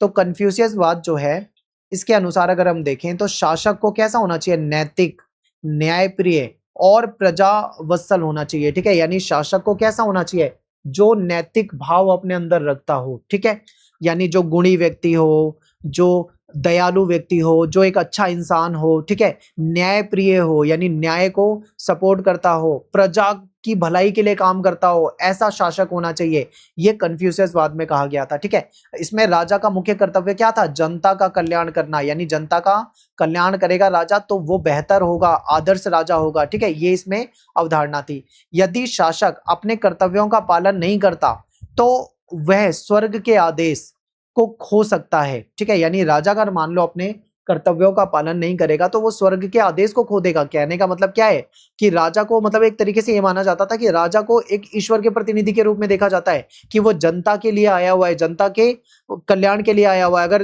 राजा मान लो जनता का कल्याण करना ही बंद कर दे तो एक तरीके से वो स्वर्ग का आदेश खत्म कर देगा, खो देगा। अगला प्रश्न है कि प्रशासनिक व्यवस्था का विकास। तो ये जो कन्फ्यूशियस विचारधारा है इसने योग्य और शिक्षित अधिकारियों की नियुक्ति पे बल दिया। ठीक है, इसने क्या कहा कि जो योग्य हैं, जो शिक्षित अधिकारी हैं, इनकी नियुक्ति कैसे की जाए। ठीक है, इनकी नियुक्ति पे बल दिया, यानी कि जितने भी अधिकारी होंगे वो योग्य होने चाहिए, ऐसे अधिकारी ढूंढ के लाओ और जो शिक्षित हो, पढ़े लिखे अधिकारी हो, उनकी भर्ती करो। प्रशासन में नियुक्ति के लिए इन्होंने क्या करा, प्रतियोगी परीक्षाएं यानी जो सिविल सर्विसेज एग्जामिनेशन होती है इसकी व्यवस्था विकसित करी। ठीक है, यानी इन्होंने उस समय में एग्जाम वाली व्यवस्था कर ली थी कि पढ़ा लिखा व्यक्ति आएगा, एग्जाम देगा, पास होएगा तभी हम उसको भर्ती करेंगे, जो योग्य होगा उसी को भर्ती करेंगे। ठीक है, इससे क्या होता है कि जो टैलेंटेड व्यक्ति है, प्रतिभाशाली व्यक्ति है, उसको शासन में स्थान मिलेगा और प्रशासन जो होगा वो और अच्छा चलेगा। तो इनकी जो विचारधारा थी वो बहुत बेहतरीन थी। ठीक है, फिर विद्वान अधिकारी वर्ग, यानी इसमें जो विद्वान लोग थे ये अधिकारी बने, इनका उदय हुआ। तो इस विचारधारा से क्या हुआ, शिक्षा प्राप्त जो विद्वान थे इनका एक नया वर्ग विकसित हुआ जिसे स्कॉलर जेंट्री कहा जाता था। ठीक है, ये वर्ग जो था प्रशासन में, शिक्षा में, समाज में अत्यंत प्रभावशाली वर्ग बन चुका था, क्योंकि पढ़े लिखे लोग होते, एग्जाम पास करके आए होते थे। ठीक है, तो राज्य और जनता के बीच में ये महत्वपूर्ण कड़ी, यानी राज्य का मतलब यहाँ पे सरकार या राजा से है। ठीक है, और जनता यानी एक तरफ जनता है, एक तरफ राजा है, बीच में अधिकारी होते हैं जो कि सरकार के नियमों का पालन करवाएंगे। तो ये अधिकारी जो होते थे पढ़े लिखे होते थे, शिक्षित होते थे, इनको स्कॉलर कहा जाता था। अगला पॉइंट है कि सामाजिक पदानुक्रम की स्थापना। कन्फ्यूशियसवाद जो है इसने समाज में अनुशासन पदानुक्रम को बहुत ज्यादा महत्व दिया, यानी समाज के जो विभिन्न वर्ग हैं इसको अलग अलग वर्गों में बांटा जाए, यानी इनको विभाजित किया गया अलग अलग वर्गों में। यहाँ पे प्रत्येक व्यक्ति के अधिकार और कर्तव्य निर्धारित थे और इनकी सामाजिक स्थिरता बनी। यानी जैसे मान लो कोई किसान है, ये एक अलग वर्ग हो गया, अधिकारी अलग वर्ग हो गया, राजा अलग वर्ग हो गया, ठीक है, अध्यापक है वो अलग वर्ग हो गया। इस तरीके से समाज को कई वर्गों में बांट दिया गया और सबकी जिम्मेदारी जो थी और कर्तव्य जो थे, अधिकार जो थे वो निर्धारित किए गए। ठीक है, ताकि सबकी जिम्मेदारी होगी तो कोई ये नहीं कहेगा कि ये मेरा काम नहीं था, ये तो उसका काम था, ऐसे नहीं होगा। फिर सबकी जिम्मेदारी सेट होगी पहले से। ठीक है, तो ये चीजें करी गई। फिर परिवार संस्था का महत्व। कन्फ्यूशियसवाद जो है इसमें परिवार को समाज की मूल इकाई माना गया। ठीक है, यानी परिवार जो होता है वो समाज की मूल इकाई है। माता पिता का सम्मान करना चाहिए, बड़ों की आज्ञा का पालन करना चाहिए, पारिवारिक जो कर्तव्य हैं उसको विशेष महत्व दिया गया। ठीक है, इससे पारिवारिक व्यवस्था जो थी वो बहुत मजबूत हुई। अगला पॉइंट है हमारा नैतिक मूल्यों का प्रसार। जो कन्फ्यूशियसवाद है इसने ईमानदारी, निष्ठा, अनुशासन, सम्मान, दया और कर्तव्यपरायणता जैसे जो नैतिक मूल्य हैं इसको बढ़ावा दिया। यानी इसकी वजह से क्या हुआ, समाज में ईमानदारी बढ़ी, लोग ईमानदार हुए, निष्ठावान होने लगे, अनुशासन यानी डिसिप्लिन आया, लोग सम्मान करने लगे एक दूसरे का, करुणा दया का भाव होने लगा, कर्तव्य को समझने लगे, तो समाज में नैतिक मूल्य बढ़े। और ये मूल्य जो थे प्रशासन और सामाजिक जीवन दोनों के लिए महत्वपूर्ण माने जाते थे। ठीक है, यानी प्रशासन प्रशासनिक अधिकारी के लिए भी इंपॉर्टेंट है और सामाजिक जीवन के लिए इंपॉर्टेंट तो ये होते ही है। शिक्षा का विस्तार। जो ये कन्फ्यूशियस ग्रंथ है इसके अध्ययन को शिक्षा का आधार बनाया गया, यानी स्कूलों में जो कॉलेज हो गए, शैक्षणिक संस्थान हो गए, एजुकेशनल इंस्टीट्यूशन हो गए, फिर स्कूल और एजुकेशनल इंस्टीट्यूशन जो था इसका विकास हुआ। शिक्षा को सामाजिक उन्नति का प्रमुख साधन माना जाने लगा। ठीक है, यानी अगर लोग शिक्षित होंगे तो समाज की उन्नति होगी, ऐसा माना जाने लगा था। ठीक है, आगे चलते हैं। राजनीतिक स्थिरता को बढ़ावा। अब ये जो कन्फ्यूशियसवाद जो सिद्धांत है इसने शासक और प्रजा के बीच संतुलित संबंध स्थापित करे। ठीक है, ये जो कन्फ्यूशियस सिद्धांत है इसको कन्फ्यूशियसवाद भी कहा जाता है। ठीक है, तो कंफ्यूज मत होना, हो सकता है पेपर में कंफ्यूज ही ना लिख के कन्फ्यूशियसवाद लिखा है, तो एक ही चीज है। तो इनके सिद्धांत जो थे इन्होंने शासक और प्रजा के बीच में एक बैलेंस बनाने की कोशिश की। ठीक है, राजा और प्रजा के बीच में एक बैलेंस बनाया। नैतिक शासन और अनुशासित प्रशासन के कारण क्या हुआ, राजनीतिक स्थिरता ही। अब राजनीतिक स्थिरता है तो जाहिर सी बात है कि एकता स्थापित होगी, समाज अच्छे से चल पाएगा, समाज में विकास होगा। ठीक है, और शासन अच्छे से चलेगा, तो ये सारे फायदे हुए। 10वां पॉइंट है कि सांस्कृतिक पहचान का निर्माण। अब ये जो कन्फ्यूशियसवाद है इसने चीन की जो सांस्कृतिक पहचान है इसको बहुत मजबूत किया। साहित्य में, शिक्षा में, नैतिकता और सामाजिक परंपराओं पर भी इसका बहुत गहरा प्रभाव पड़ा। ये सदियों तक बना रहा चाइना के समाज में। ठीक है, चीनी जो लोग हैं वो इस विचारधारा को बहुत लंबे समय तक मानते रहे। एंड में आपको बताना है निष्कर्ष, और निष्कर्ष आपको 2 लाइन से ज्यादा बड़ा पेपर में मत लिखना। ठीक है, तो देखिए कन्फ्यूशियसवाद जो था इसने मध्यकालीन जो चीन था इसमें सामाजिक और राजनीतिक जो ढांचा था उसको बहुत गहराई से प्रभावित किया। ठीक है, इसने प्रशासन को नैतिक आधार दिया, योग्य अधिकारी जो थे वो वाली व्यवस्था विकसित की, अधिकारियों को एग्जाम के द्वारा यानी पेपर लेकर उनको लाया गया, और समाज में अनुशासन स्थापित हुआ, शिक्षा और नैतिक मूल्यों को बढ़ावा मिला। तो ये बेनिफिट हुए। ठीक है, जिससे कि चीन की जो सभ्यता है उसको एक आधार मिला। क्वेश्चन है हमारा नेक्स्ट कि मिंग काल। ठीक है, चीन में जो मिंग वंश था, मिंग काल था, इनकी जो तकनीकी प्रगति थी, यानी इस समय में जो तकनीकी विकास हुआ था उससे चीनी समाज यानी चाइना का समाज और उनकी संस्कृति जो थी वो कैसे प्रभावित हुई, कितनी प्रभावित हुई, इसके बारे में बताना है। तो मिंग वंश जो था इसने मध्यकालीन चीन के इतिहास का एक महत्वपूर्ण काल के रूप में इसको जाना जाता है। ठीक है, यानी जो मध्यकालीन चाइना है इसमें एक सबसे इंपॉर्टेंट काल माना जाता है। अब इसे इंपॉर्टेंट क्यों माना जाता है, क्योंकि इस काल में आप देखोगे तो कृषि के क्षेत्र में बहुत ज्यादा विकास हुआ, औद्योगिक विकास हुआ, परिवहन यानी नौवहन के क्षेत्र में, ठीक है, समुद्री जो नौवहन होता था उस क्षेत्र में काफी विकास हुआ। फिर मुद्रण यानी जो छपाई तकनीक थी इसका विकास देखोगे, व्यापार का विकास देखोगे, और विज्ञान के क्षेत्र में भी आप बहुत ज्यादा प्रगति देखोगे यानी विकास देखोगे। ठीक है, तो ये जो नई नई चीजें हो रही थी इसने न केवल चीन की अर्थव्यवस्था को मजबूत किया बल्कि उसके समाज को, उनकी संस्कृति को, उनके जो अंतरराष्ट्रीय संबंध थे उसको भी बहुत ज्यादा प्रभावित किया। ठीक है, तो ये तो था इंट्रोडक्शन। अब हम क्या करेंगे, डिटेल में एक एक पॉइंट को समझेंगे कि कैसे कैसे इस समय में विकास हुआ। तो सबसे पहला पॉइंट है कृषि क्षेत्र में तकनीकी विकास। तो जो मिंग का शासनकाल था या मिंग काल कह लो, इस समय में उन्नत कृषि तकनीकों का प्रयोग बढ़ा, यानी ऐसी तकनीकों का, कृषि तकनीकों का प्रयोग किया जाता था जिससे कि बेहतरीन कृषि हो सके, ज्यादा फसल मिल सके। ठीक है, इस समय में सिंचाई व्यवस्था बेहतरीन थी और नए कृषि उपकरण, नए नए औजारों का इस्तेमाल किया जा रहा था। उन्नत खेती पद्धतियों के कारण कृषि उत्पादन जो था वो बहुत ज्यादा बढ़ गया था, यानी फसल का उत्पादन बहुत बढ़ गया था चीन में। इससे इनको खाद्यान्न की उपलब्धता बढ़ी, खूब सारा यहाँ पे अनाज होने लगा और जनसंख्या जो वृद्धि थी, जनसंख्या में वृद्धि भी संभव हो पाई। ठीक है, क्योंकि विकसित था भाई, सब कुछ था चाइना के पास, अनाज की कोई कमी नहीं थी। सेकंड पॉइंट है व्यापार और वाणिज्य का विस्तार। तकनीकी प्रगति ने आंतरिक और बाहरी व्यापार को बढ़ावा दिया। ठीक है, अब टेक्नोलॉजी के मामले में या टेक्नोलॉजिया जो आप बोलते हो, इसके मामले में भी चाइना जो था बहुत तेजी से डेवलप हो रहा था। ठीक है, जिसके कारण क्या हुआ, आंतरिक और बाहरी व्यापार जो था यहाँ पे बहुत तेजी से बढ़ रहा था। ठीक है, अंदर भी चीन के व्यापार हो रहा था और दूसरे देशों से भी ये व्यापार करते थे। यहाँ पे बेहतर परिवहन साधन थे, जहाज का निर्माण तकनीक के कारण भी चीन का व्यापार जो था एशिया से होता था और अन्य क्षेत्रों में फैल चुका था। व्यापारिक नगरों का विकास हो रहा था। ठीक है, व्यापारी वर्ग जो थे वो ज्यादा प्रभावशाली हो रहे थे। अब सोचो कि देश के अंदर भी खूब व्यापार हो रहा है, देश के बाहर भी खूब व्यापार हो रहा है, इसका मतलब क्या है, अगर इतना व्यापार होगा तो इनको बहुत ज्यादा लाभ होगा। अब लाभ होगा तो किसको फायदा होगा, व्यापारी वर्ग को बहुत फायदा होगा। और व्यापारी वर्ग के साथ साथ टैक्स भी तो मिलेगा, जो यहाँ का राजा है, जो शासक है, तो शासक का भी फायदा, यानी पूरे चीन का फायदा एक तरीके से देखा जाए तो। ये बहुत आगे चला जा रहा था। ठीक है, आगे देखते हैं। नौवहन में प्रगति। इनके समय में जो बड़े बड़े समुद्री जहाज थे वो बनाए जा रहे थे। ठीक है, प्रसिद्ध नाविक जियांग ही इनको कहा जाता है। इन्होंने समुद्री अभियान, इनके जो समुद्री अभियान थे, इन्होंने चीन के अंतरराष्ट्रीय संपर्क को बढ़ाया। यानी ये क्या करते थे, अलग अलग जगह पे जाते थे और अलग अलग देशों से इनका संपर्क हुआ। ठीक है, जिससे कि क्या हुआ, चीन का जो संपर्क था वो दूसरे देशों से बहुत ज्यादा बढ़ा। इससे चीन की जो सांस्कृतिक और व्यापारिक पहुंच थी वो एशिया, यहां तक तो थी, एशिया से तो व्यापार करते ही थे, फिर ये अफ्रीका से व्यापार करने लगे और हिंद महासागर के क्षेत्र में भी ये पहुंच गए, यानी कि अलग अलग क्षेत्रों में जाके ये व्यापार करने लगे। ठीक है, इनको फायदा होने लगा। फिर मुद्रण कला का विकास। मुद्रण तकनीक यानी जो छपाई तकनीक होती है, जो किताबें छापी जाती है। ठीक है, तो मुद्रण तकनीक के विकास से पुस्तकों का उत्पादन बढ़ा, यानी खूब किताबें छपने लगी तो इसका उत्पादन, प्रोडक्शन बढ़ रहा था। शिक्षा और ज्ञान का प्रसार जो था बहुत व्यापक हुआ। विद्वान और विद्यार्थियों के जो ग्रंथों की उपलब्धता है ये बहुत तेजी से बढ़ने लगी थी, जिससे जिससे क्या हुआ कि बौद्धिक विकास को प्रोत्साहन मिला। अब देखो, छपाई तकनीक बहुत तेजी से विकसित हुई, खूब सारी किताबें होने लगी तो शिक्षा तेजी से फैलने लगी, ज्ञान का प्रसार होने लगा। फिर स्टूडेंट जो होते थे वो, उनको खूब सारी किताबें और ग्रंथ उपलब्ध होने लगे, जिससे कि उनके अंदर बौद्धिक विकास हुआ। ठीक है, शिक्षा और विद्वता पर प्रभाव।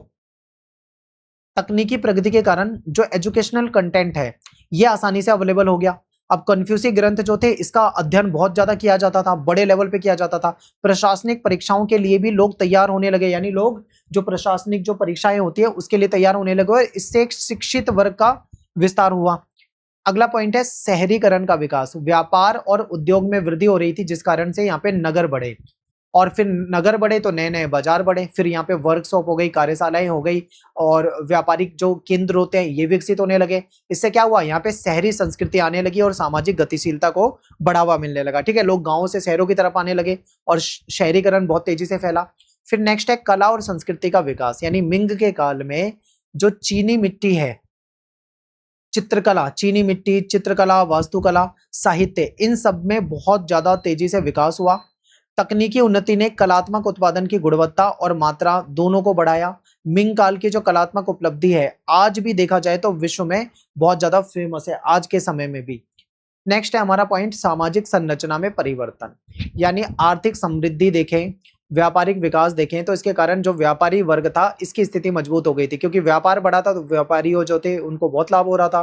तो समाज में नए आर्थिक अवसर उत्पन्न होने लगे थे, नए नए रोजगार के साधन हो रहे थे इनके पास। पारंपरिक सामाजिक संरचना में भी कुछ परिवर्तन देखने को मिल रहा था। ठीक है, पहले के मुकाबले ट्रेडिशनल जो समाज था वो बदल रहा था और मॉडर्न होते जा रहे थे लोग। फिर चीन की वैश्विक पहचान में वृद्धि, यानी तकनीकी और नौवहन उपलब्धियों ने चीन को दुनिया के सामने एक महत्वपूर्ण शक्ति के रूप में स्थापित करा, विदेशी देशों के साथ इनका कांटेक्ट बढ़ा और सांस्कृतिक आदान प्रदान और अंतरराष्ट्रीय प्रतिष्ठा भी में इनकी वृद्धि हुई। 10वां पॉइंट है सीमाएं और आलोचनात्मक मूल्यांकन। यानी कि आप ये कह लो कि तकनीकी प्रगति तो हुई, चीन बहुत समृद्ध भी बन गया, फिर भी इसका लाभ जो था समाज के सभी वर्गों को समान रूप से नहीं मिल पा रहा था। यानी फायदा बहुत हो रहा है लेकिन सबको समान रूप से लाभ नहीं मिल रहा है। तो ग्रामीण क्षेत्र को देखो या निम्न वर्गों को देखो तो कई बार इन उपलब्धियों का लाभ इनको उतना ज्यादा नहीं मिला। इसके बावजूद जो समग्र रूप से अगर हम देखें तो मिंग काल जो था वो चीन में तकनीकी विकास के लिए, सांस्कृतिक उत्कर्ष के लिए बेहतरीन युग माना जाता है, यानी बेहतरीन काल माना जाता है। ठीक है, अब आपको लास्ट में 2 लाइन का निष्कर्ष बताना है। आप आराम से बता दोगे कि मिंग काल जो था इस समय में चाइना में बहुत तेजी से तकनीकी विकास हो रहा था, खेती का विकास हो रहा था, व्यापार तेजी से बढ़ रहा था, नौवहन के क्षेत्र में, शिक्षा के क्षेत्र में, कला के क्षेत्र में, शहरीकरण के क्षेत्र में, हर क्षेत्र में बहुत तेजी से विकास हो रहा था। ठीक है, बस ये 2 लाइन आपको बतानी थी, आपका क्वेश्चन हो गया है। अगला प्रश्न है मध्यकाल में एशिया और यूरोप में व्यापार की प्रकृति की आलोचनात्मक मूल्यांकन कीजिए। यानी मध्यकाल के समय में जो एशिया और यूरोप था इसमें जो व्यापार था, ठीक है, उसके बारे में आपको बताना है। फिर यहीं पे इसी क्वेश्चन का पार्ट है कि इस्लाम के उदय ने 10वीं शताब्दी तक जो समुद्री व्यापार है इसको कैसे प्रभावित किया। ठीक है, ये बताना है। ये एक ही क्वेश्चन है और ये पीवाईक्यू के क्वेश्चन ले रखे हैं मैंने, आया हुआ क्वेश्चन है, पेपर में रिपीट होने के चांस होते हैं, हो सकता है क्वेश्चन आ जाए और लैंग्वेज चेंज कर देंगे। ठीक है, ज्यादातर इसी में से क्वेश्चन आएंगे, थोड़ी बहुत लैंग्वेज चेंज कर देंगे, बाकी आपको पेपर में यही आंसर लिखना होगा। ठीक है, चलिए देखते हैं। तो मध्यकालीन समय में अगर हम देखें तो एशिया और यूरोप दोनों क्षेत्रों में व्यापार का स्वरूप जो था वो अलग था। एशिया में अलग तरीके से था, यूरोप में अलग था। यूरोप में रोमन साम्राज्य के पतन के बाद अगर हम देखें तो व्यापार कमजोर हो चुका था और ग्रामीण अर्थव्यवस्था बढ़ रही थी। हमने पढ़ा था ना कि जैसे ही रोमन साम्राज्य कमजोर होता है तो वहां पे शहरी और नगरीय अर्थव्यवस्था का पतन होने लग जाता है, लोग कृषि पे ज्यादा आधारित हो जाते हैं। तो ये हो रहा था। जबकि एशिया की बात करें तो यहाँ पे इस्लाम के उदय के बाद व्यापारिक संपर्क जो था वो तेजी से बढ़ रहा था। तो इस पाठ्यक्रम में हम क्या करेंगे, यानी इस पूरी बुक में हम जो चैप्टर है, मतलब इसमें हम यूरोपीय जो मध्यकाल है, इस्लाम का जो उदय है, इसके बारे में विस्तार से, और एशियाई समाज के जो आर्थिक सांस्कृतिक विकास है इसको हम विस्तार से अध्ययन करेंगे। ठीक है, तो चलिए देखते हैं। एक एक पॉइंट मैं आपको बताऊंगा, बहुत ध्यान से समझना है आपको। पहला पॉइंट है कि यूरोप में व्यापार की प्रकृति, यानी मध्यकालीन यूरोप में देखें तो प्रारंभिक समय में व्यापार जो था कमजोर हो गया था, क्योंकि रोमन साम्राज्य जो था, जो कि मजबूत साम्राज्य था, इसका पतन हो रहा था। और जर्मनिक जो आक्रमण थे, यानी जर्मन की जो ट्राइब्स होती थी, जो जनजातियां होती थी, ये बार बार आक्रमण करती थी, जिसके कारण जो शहरी जीवन था वो मतलब प्रभावित हो रहा था, और लंबी दूरी का व्यापार जो था वो भी प्रभावित हो रहा था। तो अर्थव्यवस्था जो थी वो ज्यादातर कृषि और स्थानीय जो उत्पादन था इस पे आधारित हो चुकी थी। ठीक है, ये समझना था हमको। फिर सामंतवाद और बंद अर्थव्यवस्था, यानी यूरोप में सामंतवाद का विकास हो रहा था, जिससे कि भूमि जो थी ये मुख्य आर्थिक साधन बन चुकी थी। यानी सबसे मुख्य आर्थिक साधन क्या है यहाँ पे, भूमि है। तो हेनरी पेरेन जो है, ये विद्वान क्या कहते हैं, ये कहते हैं कि इस्लाम के उदय के बाद भूमध्य सागरीय जो क्षेत्र है यहाँ पे यूरोपीय लंबी दूरी के व्यापार में काफी ज्यादा गिरावट आ चुकी थी। ठीक है, काफी ज्यादा कमी आ चुकी थी, और ग्रामीण स्थानीय बंद अर्थव्यवस्था यहाँ पे विकसित हुई। थर्ड पॉइंट है एशिया में व्यापार की प्रकृति। एशिया में व्यापार यूरोप की तुलना में अधिक सक्रिय और विस्तृत था। यानी एशिया में क्या था, व्यापार जो था वो यूरोप की तुलना में अगर देखे जाए तो वो ज्यादा सही था, ज्यादा एक्टिव था यहाँ पे, और विस्तृत भी था। अरब हो गया, फारस हो गया, भारत हो गया, चीन हो गया, मध्य एशिया, यहाँ पे जो बीच के स्थल थे, जो समुद्री मार्ग थे, यहाँ पे समुद्री मार्गों से खूब व्यापार हो रहा था। यानी यूरोप में व्यापार की स्थिति कमजोर थी, लेकिन एशिया में व्यापार अच्छे से फल फूल रहा था, यहाँ पे कोई इतनी दिक्कत नहीं थी। ठीक है, यहाँ पे मसाले, रेशम, घोड़े, धातु, वस्त्र, विलासिता की वस्तुएं, व्यापार, ये सब क्या था, व्यापार की मुख्य सामग्री थी। यानी इन चीजों का क्या होता था, व्यापार होता था। फिर चीन और व्यापारिक विकास, यानी मध्यकालीन चीन में कृषि, व्यापार और तकनीकी विकास ने बाजार अर्थव्यवस्था को बढ़ाया। अब जो मध्यकालीन चीन की बात करें तो यहाँ पे कृषि उत्पादन बढ़ रहा था। ये भी हम किसी क्वेश्चन में पढ़ चुके हैं, अगर आपने कन्फ्यूशियसवाद वाला क्वेश्चन ध्यान से देखा हो तो। ठीक है, मिंग वंश भी, मिंग काल भी देखा हो तो उस समय भी यहाँ पे देखा जाए तो कृषि बढ़ रही थी। फिर व्यापार और तकनीकी विकास जो था, इसकी वजह से यहाँ पे बाजार अर्थव्यवस्था को बढ़ावा मिला। चीनी व्यापारी जो थे, इनकी तुलना में यूरोपीय व्यापारी जो थे, इनसे उनके व्यापारिक नेटवर्क और लाभ के संदर्भ में की गई। ठीक है, यानी चीनी व्यापारियों को कंपेयर किया जाता था, तुलना की जाती थी, किससे, यूरोप के व्यापारी से। क्यों? क्योंकि भाई इनका जो व्यापारिक नेटवर्क था वो काफी बड़ा था और लाभ जो था, लाभ के संदर्भ में भी इनकी तुलना की जाती थी। इस्लाम का उदय और व्यापार। इस्लाम के उदय के बाद अरब जो थे, अरबों ने पश्चिम एशिया, फारस, मिस्र और भूमध्य सागर का जो क्षेत्र था इसमें क्या करा, अपना प्रभाव बनाया। उमर के समय में देखें तो इस्लामी साम्राज्य जो था मेसोपोटामिया, फारस, मिस्र, ईरान तक फैला हुआ था। फिर व्यापारिक मार्ग जो थे वो इस्लामी नियंत्रण यहाँ पे मजबूत हुआ, जहां से व्यापार होता था उस जगह पे इस्लामी जो नियंत्रण था ये मजबूत हो चुका था। ठीक है। समुद्री व्यापार पर क्या प्रभाव था? तो इस्लाम के उदय ने जो हिंद महासागर वाला क्षेत्र है, ठीक है, और जो अरब सागर का जो व्यापार वाला क्षेत्र है, तो इसको यानी हिंद महासागर में और अरब सागर के व्यापार को नया बल मिला। अरब के जो व्यापारी थे वो भारत आने लगे थे। ठीक है, आपने देखा होगा केरल साइड से यहाँ पे व्यापार हो रहा था। फिर भारत, चीन और पूर्वी अफ्रीका और दक्षिण पूर्व एशिया से भी ये जुड़ चुके थे। मसाले, रेशम, मोती, घोड़े, वस्त्र, इन सब चीजों का क्या होता था, खूब व्यापार किया जाता था उस समय में। अगला पॉइंट है कि 10वीं शताब्दी तक व्यापारी नेटवर्क, व्यापार का नेटवर्क, यानी 10वीं शताब्दी तक मुस्लिम व्यापारी जो थे वो हिंद महासागर के व्यापार में प्रमुख बन चुके थे। यानी कि अगर आप देखोगे तो ये केरल में और इधर जो हिंद महासागर वाला क्षेत्र है यहाँ पे खूब व्यापार करते थे। ठीक है, इन्होंने क्या करा, समुद्री मार्गों को सुरक्षित किया, बंदरगाह जो हो गए, बंदरगाहों को जोड़ा, और पश्चिम एशिया को भारत और चीन से जोड़ने में इन्होंने सबसे महत्वपूर्ण भूमिका निभाई। लास्ट में आलोचनात्मक मूल्यांकन पूछा हुआ है, तो इस्लाम के उदय ने एक और यूरोप के जो भूमध्य सागरीय व्यापार था इसको लिमिट कर दिया। जैसे मान लो ये यूरोप है, यहाँ पे अफ्रीका है, ठीक है, इधर जो आपको देखते हो भूमध्य सागर, तो इस इधर का जो व्यापार था इसको लिमिट कर दिया, यानी सीमित कर दिया, कम कर दिया, जिससे कि यूरोप में जो सामंती जो ग्रामीण अर्थव्यवस्था थी वो मजबूत हुई। दूसरी ओर एशिया की तरफ देखें, हिंद महासागर के क्षेत्र में देखें, तो यहाँ पे व्यापार जो था बढ़ चुका था। इसलिए इस इसका जो प्रभाव है वो यूरोप में और एशिया में अलग अलग रहा है। ठीक है, यूरोप में एक तरफ व्यापार कम हो रहा है, तो एशिया में व्यापार जो है वो बहुत तेजी से फल फूल रहा था। ठीक है, आगे चलते हैं। नेक्स्ट क्वेश्चन है हमारा कि मध्यकालीन चीन में धार्मिक परंपराओं और प्रथाओं के बारे में आपको वर्णन करना है। ठीक है, धार्मिक परंपरा बतानी है और प्रथा बतानी है, कहां पे, चीन में। तो मध्यकालीन चीन में धार्मिक जीवन जो था वो बहुत विविध था, यानी वैरायटी बहुत ज्यादा थी। यहाँ पे कन्फ्यूशियसवाद को माना जाता था, ताओवाद और बौद्ध धर्म, ये तीन प्रमुख विचारधाराएं थी। इन तीनों ने चीन का जो सामाजिक, राजनीतिक और सांस्कृतिक और नैतिक जीवन था उसको बहुत गहराई से प्रभावित किया था। कन्फ्यूशियसवाद, ताओवाद, बौद्ध धर्म, और इन इन तीनों को अगर देखा जाए तो ये चीन के प्रमुख विश्वास प्रणाली के रूप में बताया जाता है। यानी कुछ लोग ताओवाद को फॉलो करते थे, कुछ लोग कन्फ्यूशियसवाद को फॉलो करते थे, कुछ लोग बौद्ध धर्म को फॉलो करते थे। ठीक है, अब एक एक करके समझते हैं। कन्फ्यूशियसवाद, तो इसने क्या करा, चीन को सबसे ज्यादा प्रभावित करा, क्योंकि ये यहाँ की सबसे ज्यादा प्रभावशाली विचारधारा में से एक है, क्योंकि सबसे ज्यादा लोग इसी को फॉलो करते थे। ये इसमें नैतिकता की बात थी, अनुशासन की बात थी, सामाजिक कर्तव्यों की बात थी, परिवार व्यवस्था, शासन की मर्यादा, इन चीजों पे ये बल देता था। तो बहुत सारे विद्वान जो थे इसे धर्म से अधिक नैतिक सिद्धांत और औपचारिक आचरण की व्यवस्था मानते थे। यानी इसको बहुत सारे विद्वान धर्म नहीं मानते हैं, इसको क्या मानते हैं, इसको नैतिक सिद्धांत के रूप में देखते हैं। सेकेंड पॉइंट है शासन और प्रशासन में कन्फ्यूशियसवाद, यानी हान और तांग काल में देखें तो अधिकारियों की भर्ती जो थी वो कन्फ्यूशियस ग्रंथों के ज्ञान के आधार पर की जाती थी। इससे कन्फ्यूशियसवाद जो है ये शासन का एक प्रमुख कोड बन गया था। इसने चीन की प्रशासनिक व्यवस्था को नैतिकता और बौद्धिक आधार दिया। ठीक है, अब देखो यहाँ पे क्या हो रहा है, बहुत ध्यान से समझना। हान और तांग काल यानी इनका जो शासन काल था, इस समय में जो अधिकारी थे इनकी भर्ती कैसे होती थी, कन्फ्यूशियस ग्रंथ के आधार पे होती थी, एग्जाम से होती थी। ठीक है, तो इस समय में चीन की जो प्रशासनिक व्यवस्था है इसको नैतिक और बौद्धिक आधार मिलता है यहां से। फिर ताओवाद की बात करते हैं, तो ताओवाद चीन की स्वदेशी धार्मिक दार्शनिक परंपरा है। ठीक है, इनके देश की ही धार्मिक दार्शनिक परंपरा थी। ये प्रकृति, इसकी जो प्रकृति है वो सरल जीवन, यानी इसमें बताया गया था कि हमें सिंपल जीवन, आत्मिक शांति और संतुलन पे ज्यादा बल देना चाहिए। तो मध्यकालीन चीन में ताओवाद जो था ये काफी फेमस रहा, लोकप्रिय रहा। लोगों के धार्मिक व्यवहार, उनकी जो पूजा पद्धति थी, जीवन दर्शन को इसने बहुत ज्यादा प्रभावित किया।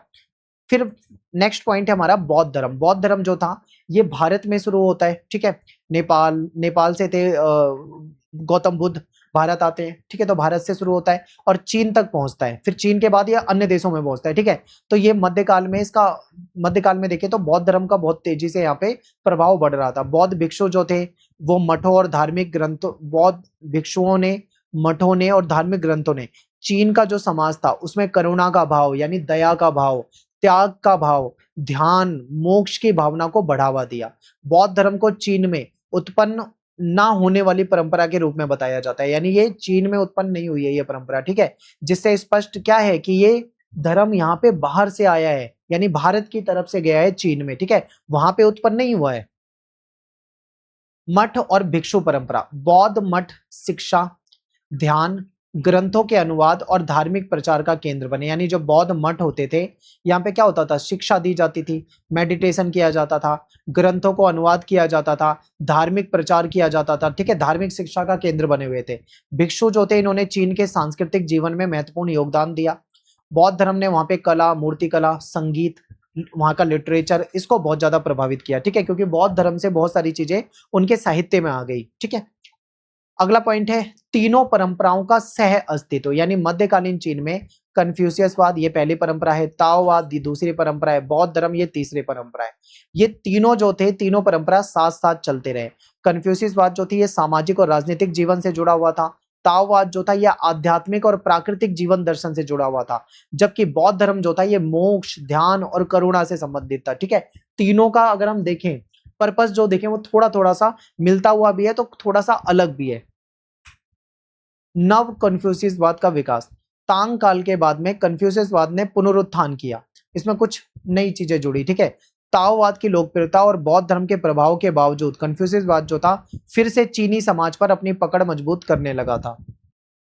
सामाजिक जीवन पे क्या प्रभाव पड़ा, इन धार्मिक परंपराओं ने परिवार, समाज और वहां की शिक्षा, उनके नैतिक आचरण को बहुत ज्यादा प्रभावित किया। इसमें क्या था, इनमें ये बातें थी कि माता पिता का सम्मान करना चाहिए, अपने जो गुरु हैं उनको महत्व देना चाहिए, समाज में अनुशासन, ठीक है, बनाए रखना चाहिए, करुणा और आत्म संयम जैसी भावनाएं जो हैं वो मजबूत हुई यहाँ पे। 9th पॉइंट है हमारा सांस्कृतिक प्रभाव। मध्यकालीन चीन की चित्रकला, यानी मध्यकालीन जो चीन है यहाँ की चित्रकला, मूर्तिकला, वास्तुकला, संगीत और साहित्य पर धार्मिक परंपराओं का आपको बहुत गहरा प्रभाव दिखेगा, ठीक है। अगर उस समय की आप चाइना की चित्रकला देख लो, उनकी कोई मूर्तिकला देख लो, कोई वास्तुकला जो भवन निर्माण हुआ है उसको देख लो, या वहां का म्यूजिक देख लो, या वहां का लिटरेचर देख लो, हर जगह आपको ये जो धार्मिक परंपरा है इसका गहरा प्रभाव देखने को मिलता है। बौद्ध मूर्तियां, ताओवादी प्रतीक, कन्फ्यूशियस जो ग्रंथ थे, इन्होंने ये सब क्या थे, चीनी जो कल्चर था, चाइना का जो कल्चर था उसका प्रमुख अंग बन चुके थे, ठीक है। एंड में आपको निष्कर्ष बताना है, यानी मध्यकालीन चीन में धार्मिक परंपराएं जो थी वो बहुत ज्यादा समृद्ध और विविध थी। कन्फ्यूशियसवाद जो था इसने समाज में, राजनीतिक व्यवस्था में इसको महत्वपूर्ण आधार दिया। तो ताओवाद जो था इसने आध्यात्मिक जीवन और प्रकृति चिंतन की ओर लोगों को प्रभावित किया। बौद्ध धर्म ने लोगों के मन में करुणा, ध्यान और मठ परंपरा को आगे बढ़ाया। अगला क्वेश्चन है 10वीं से 12वीं शताब्दी के दौरान संस्कृति यानी कल्चर और शहरीकरण पर इस्लाम के प्रभाव का परीक्षण कीजिए, ठीक है। ये क्वेश्चन कई बार आया हुआ है, इसको देखते हैं। तो देखिए 7वीं शताब्दी में इस्लाम के उदय के बाद एक विशाल इस्लामी विश्व का निर्माण हुआ, यानी 7वीं शताब्दी में जब इस्लाम का उदय होता है तो एक बहुत बड़े इस्लामी विश्व का निर्माण होता है, जो पश्चिम एशिया, उत्तर में अफ्रीका में जो उत्तरी वाला हिस्सा है, ठीक है, जैसे मान लो ये अफ्रीका है तो यहाँ पे जो ऊपर वाला उत्तरी हिस्सा है यहाँ पे, और मध्य एशिया में और स्पेन तक ये फैल गया। फिर 10वीं से 12वीं शताब्दियों के बीच में इस्लाम ने संस्कृति, शिक्षा, कला, साहित्य, व्यापार, शहरीकरण पे गहरा प्रभाव डाला। तो इस काल में अनेक नगर ज्ञान, व्यापार और प्रशासन के प्रमुख केंद्र जो बन के उभरे थे, ठीक है। बहुत सारे नगर थे जो कि ज्ञान के, व्यापार के और प्रशासन के प्रमुख केंद्र बन के उभरे थे। अब क्या करते हैं, एक एक करके पॉइंट वाइज समझेंगे इसको। तो सबसे पहले बात करते हैं इस्लामी संस्कृति का विस्तार। इस्लाम ने विभिन्न क्षेत्रों की जो संस्कृति है उसको एक साझा धार्मिक और सांस्कृतिक ढांचे में जोड़ दिया, ठीक है। यानी इस्लाम ने क्या करा, जो विभिन्न क्षेत्रों की जो कल्चर था उसको एक साझा धार्मिक सांस्कृतिक क्षेत्र में जोड़ दिया था, एक जैसा मतलब बना दिया था। अरब, फारसी, तुर्क, अन्य परंपराओं का इनके बीच में समन्वय हुआ, और जिससे क्या हुआ, एक समृद्ध इस्लामी संस्कृति यानी एक समृद्ध इस्लामी कल्चर जो था इसका विकास हुआ। शिक्षा और ज्ञान का विकास, यानी इस्लामी दुनिया में मस्जिद, मदरसे, पुस्तकालय इसकी स्थापना हुई। धार्मिक शिक्षा के साथ साथ गणित, चिकित्सा, खगोल शास्त्र और दर्शन का भी अध्ययन किया जाता था। इससे क्या होता है कि बौद्धिक गतिविधि जो थी इसको बढ़ावा मिलने लगा। अरबी भाषा का प्रचार, यानी अरबी भाषा जो थी ये प्रशासन, धर्म, साहित्य और शिक्षा की मुख्य भाषा बन चुकी थी। इससे विभिन्न क्षेत्रों के जो लोग थे इनके बीच में क्या हुआ, सांस्कृतिक बौद्धिक संपर्क बढ़ा, क्योंकि जो इनकी प्रशासन की भाषा रही है, धर्म साहित्य की भाषा रही है, वो अरबी हो गई है, यानी एक जैसी भाषा हो गई है। फिर कला और वास्तुकला का विकास। इस काल में बहुत सारी मस्जिदें, मकबरे, सार्वजनिक भवन जो थे ये बनाए गए। गुंबद, मेहराब यानी जो डिजाइनिंग उसमें होती थी, मीनारे और जामिती सजावट जो थी इस्लामी वास्तुकला की प्रमुख विशेषताएं बन गई। ठीक है। फिर व्यापारिक नगरों का विकास भी होता है, यानी इस्लामी साम्राज्य के विस्तार के साथ साथ व्यापारिक गतिविधि जो थी ये बढ़ गई। बगदाद में, दमिश्क में, काहिरा में, समरकंद में, कार्डोबा, ये जो नगर हैं ये व्यापार और संस्कृति के प्रमुख केंद्र बन चुके थे इस समय में। शहरीकरण को प्रोत्साहन मिला, यानी व्यापार और प्रशासनिक गतिविधियों के कारण नए नगर विकसित हुए। पुराने नगर जो थे इनका विस्तार हुआ। ठीक है, पुराने नगर तो बड़े होने लगे, विस्तृत होने लगे, और नए नए नगर जो थे यहाँ पे विकसित होने लगे। नगरों में फिर बाजारें होती थी, मस्जिदें होती थी, यहाँ पे विद्यालय होते थे, सार्वजनिक सुविधाएं यहाँ पे विकसित होने लगी। अंतर्राष्ट्रीय व्यापार का भी विस्तार हुआ। इस्लामी व्यापार जो थे इन्होंने इस्लामी जो व्यापारी थे ये क्या करते थे, एशिया की तरफ आए, अफ्रीका में गए, यूरोप में गए। ठीक है, और यूरोप को जोड़ने वाले जो व्यापारिक नेटवर्क था इन्होंने ये विकसित करा, और हर जगह जाके इन्होंने क्या करा, व्यापार करा। इससे ये जो नगर थे ये समृद्ध हुए और आर्थिक विकास भी यहाँ पे देखने को मिला। सामाजिक और सांस्कृतिक आदान प्रदान, व्यापारिक संपर्कों के माध्यम से विभिन्न सभ्यताओं के बीच में विचार, तकनीक और सांस्कृतिक परंपराओं का भी आदान प्रदान होता है, तो यहाँ पे भी हुआ। और इस्लामी समाज जो था ये अधिक बहुसांस्कृतिक बन गया। ठीक है, कई जगह पे क्या था, जैसे मान लो जो अरब से भारत में जो मुस्लिम आए थे, जो मालाबार की तरफ या केरल की तरफ जो व्यापार करने आए थे, उन्होंने क्या करा, स्थानीय संस्कृति को अपना लिया। ठीक है, वहीं पे बस गए, वहीं पे रहने लगे, स्थानीय कल्चर को उन्होंने अपनाया। धार्मिक संस्थाओं की भूमिका, मस्जिदें केवल पूजा स्थल नहीं थी बल्कि शिक्षा, न्याय और सामुदायिक जीवन का केंद्र भी उस समय में होती थी। इन्होंने क्या करा, शहरी जीवन के संगठन में महत्वपूर्ण भूमिका निभाई। लास्ट में 10वां पॉइंट है आलोचनात्मक मूल्यांकन, यानी इस्लाम ने संस्कृति और शहरीकरण को एक नई दिशा दी, नगरों को ज्ञान और व्यापार के केंद्रों में बदल दिया। हालांकि विभिन्न क्षेत्रों में इसका प्रभाव जो था वो अलग अलग स्तर पे दिखाई देगा, कहीं पे ज्यादा, कहीं पे कम। ठीक है, फिर भी अगर हम समग्र रूप से देखें तो इस्लामी सभ्यता ने मध्यकालीन विश्व के सांस्कृतिक और शहरी विकास में क्या करा, बहुत महत्वपूर्ण योगदान दिया। ठीक है, लास्ट में आपको निष्कर्ष बताना है कि 10वीं से 12वीं शताब्दी के दौरान इस्लाम जो था इसने संस्कृति और शहरीकरण दोनों को प्रभावित किया है। ठीक है, शिक्षा, कला, वास्तुकला, व्यापार और नगरों के विकास के माध्यम से इस्लामी सभ्यता ने मध्यकालीन जो विश्व है इसको नई सांस्कृतिक और नई आर्थिक ऊर्जा प्रदान की। ठीक है, ये व्यापारी जो थे अलग अलग क्षेत्रों में जाते थे, अरबी व्यापारी जो थे एशिया में, अफ्रीका में, ठीक है, यूरोप में, और वहां पे व्यापार करते थे। अगला क्वेश्चन है सूफीवाद का उदय। तो सूफीवाद जो है इस्लाम की ही एक शाखा या धारा मान लो। इसमें जो रहस्यवादी परंपरा है, ठीक है, जो लोग रहस्यवादी परंपरा की ओर आकर्षित हुए उन लोगों ने इसको अपनाया। ये ईश्वर के प्रति प्रेम, भक्ति और आत्मिक शुद्धि और मानव सेवा जो है इस पे बल देते थे। इसका उदय जो था इस्लाम की प्रारंभिक काल में हुआ था और 8वीं से 12वीं शताब्दी के बीच में इसका बहुत विकास हुआ। सूफी जो थे इन्होंने बाहरी धार्मिक जो आडंबर थे उसको नहीं अपनाया, बल्कि आंतरिक जो आध्यात्मिक अनुभव होता था उसको ये ज्यादा महत्व देते थे। ठीक है, तो सूफीवाद का अर्थ समझते हैं। तो जो सूफी शब्द है इसकी उत्पत्ति सूफ यानी ऊन से मानी जाती है। प्रारंभिक जो सूफी थे वो क्या करते थे, साधारण ऊनी वस्त्र पहनते थे और एकदम सिंपल जिंदगी जीते थे। इनका उद्देश्य जो था वो था ईश्वर के साथ प्रत्यक्ष आध्यात्मिक संबंध को स्थापित करना। ठीक है, उदय के कारण क्या है, इस्लामी साम्राज्य का विस्तार हो रहा था, इसके साथ साथ जो भौतिकता है, भौतिकता बढ़ रही थी। ठीक है, तो इसके विरुद्ध इन्होंने प्रतिक्रिया दी। भौतिकतावाद यानी ये जो लग्जरी लाइफ की तरफ जो लोगों का झुकाव होता है, इसके खिलाफ ये आए और इन्होंने आध्यात्मिक शांति की बात की, आत्मिक संतोष की खोज की। ठीक है, ईश्वर के प्रति इन्होंने प्रेम और समर्पण की भावना के बारे में बताया। धार्मिक जो कठोरता थी, औपचारिकता थी, इसका भी ये लोग विरोध करते थे। इनके प्रमुख सिद्धांत क्या है, ये ईश्वर की एकता में विश्वास करते हैं, प्रेम और भक्ति के माध्यम से ईश्वर की प्राप्ति की बात करते हैं, आत्मशुद्धि और आत्म संयम की बात करते हैं। ठीक है, मानवता की सेवा को ईश्वर की सेवा मानना, इस पे बातें करते हैं। सभी मनुष्यों के प्रति समानता और भाईचारे की भावना रखना, इन बातों को इन्होंने किया। ठीक है, ये सब क्या है, सूफीवाद से जुड़ी बातें हैं, सिद्धांत है। प्रारंभिक सूफी संत यानी शुरू में जो सूफी संत थे इसमें हसन अल बसरी, राबिया अल बसरी, जुनैद बगदादी, मंसूर हल्लाज, ये प्रमुख होते थे। इन संतों ने प्रेम, त्याग और आध्यात्मिक साधना पे बल दिया। पांचवा पॉइंट है खानकाहों का विकास, यानी सूफी संतों ने विभिन्न जो खानकाह थे, ठीक है, खानकाह क्या होते थे, आध्यात्मिक केंद्र होते थे जहाँ पे सूफी संत वगैरह रहते थे, लोगों से मिला करते थे, तो इसकी स्थापना करी। ये शिक्षा, ध्यान, सेवा और आध्यात्मिक मार्गदर्शन का केंद्र बन गए, क्योंकि लोग यहाँ पे आया करते थे शेख शेख से मध्यस्थता करवाने के लिए। फिर समाज पर प्रभाव, सूफीवाद ने समाज में प्रेम, सहिष्णुता, करुणा और मानवता के मूल्यों को बढ़ावा दिया। इसने विभिन्न धर्मों और समुदायों के बीच में सद्भाव, सांस्कृतिक समन्वय को प्रोत्साहित किया। संस्कृति पे क्या प्रभाव पड़ा, सूफीवाद ने साहित्य, संगीत, कविता, कला को समृद्ध बनाया। सूफी कवि और संतों ने अपनी रचनाओं के माध्यम से आध्यात्मिक संदेश जो था इसका प्रसार किया। ठीक है, लास्ट में आपको निष्कर्ष बता देना है कि सूफीवाद जो है इस्लाम की एक महत्वपूर्ण आध्यात्मिक धारा के रूप में उभरा है। ये लोग जो है सूफी, ये प्रेम, भक्ति, सहिष्णुता, मानव सेवा के आदर्शों को बढ़ावा देते हैं, सिंपल जीवन जीने की बात करते हैं। ठीक है, बाहरी आडंबरों को नहीं मानते हैं। तो ये चीज आपको याद रखनी है।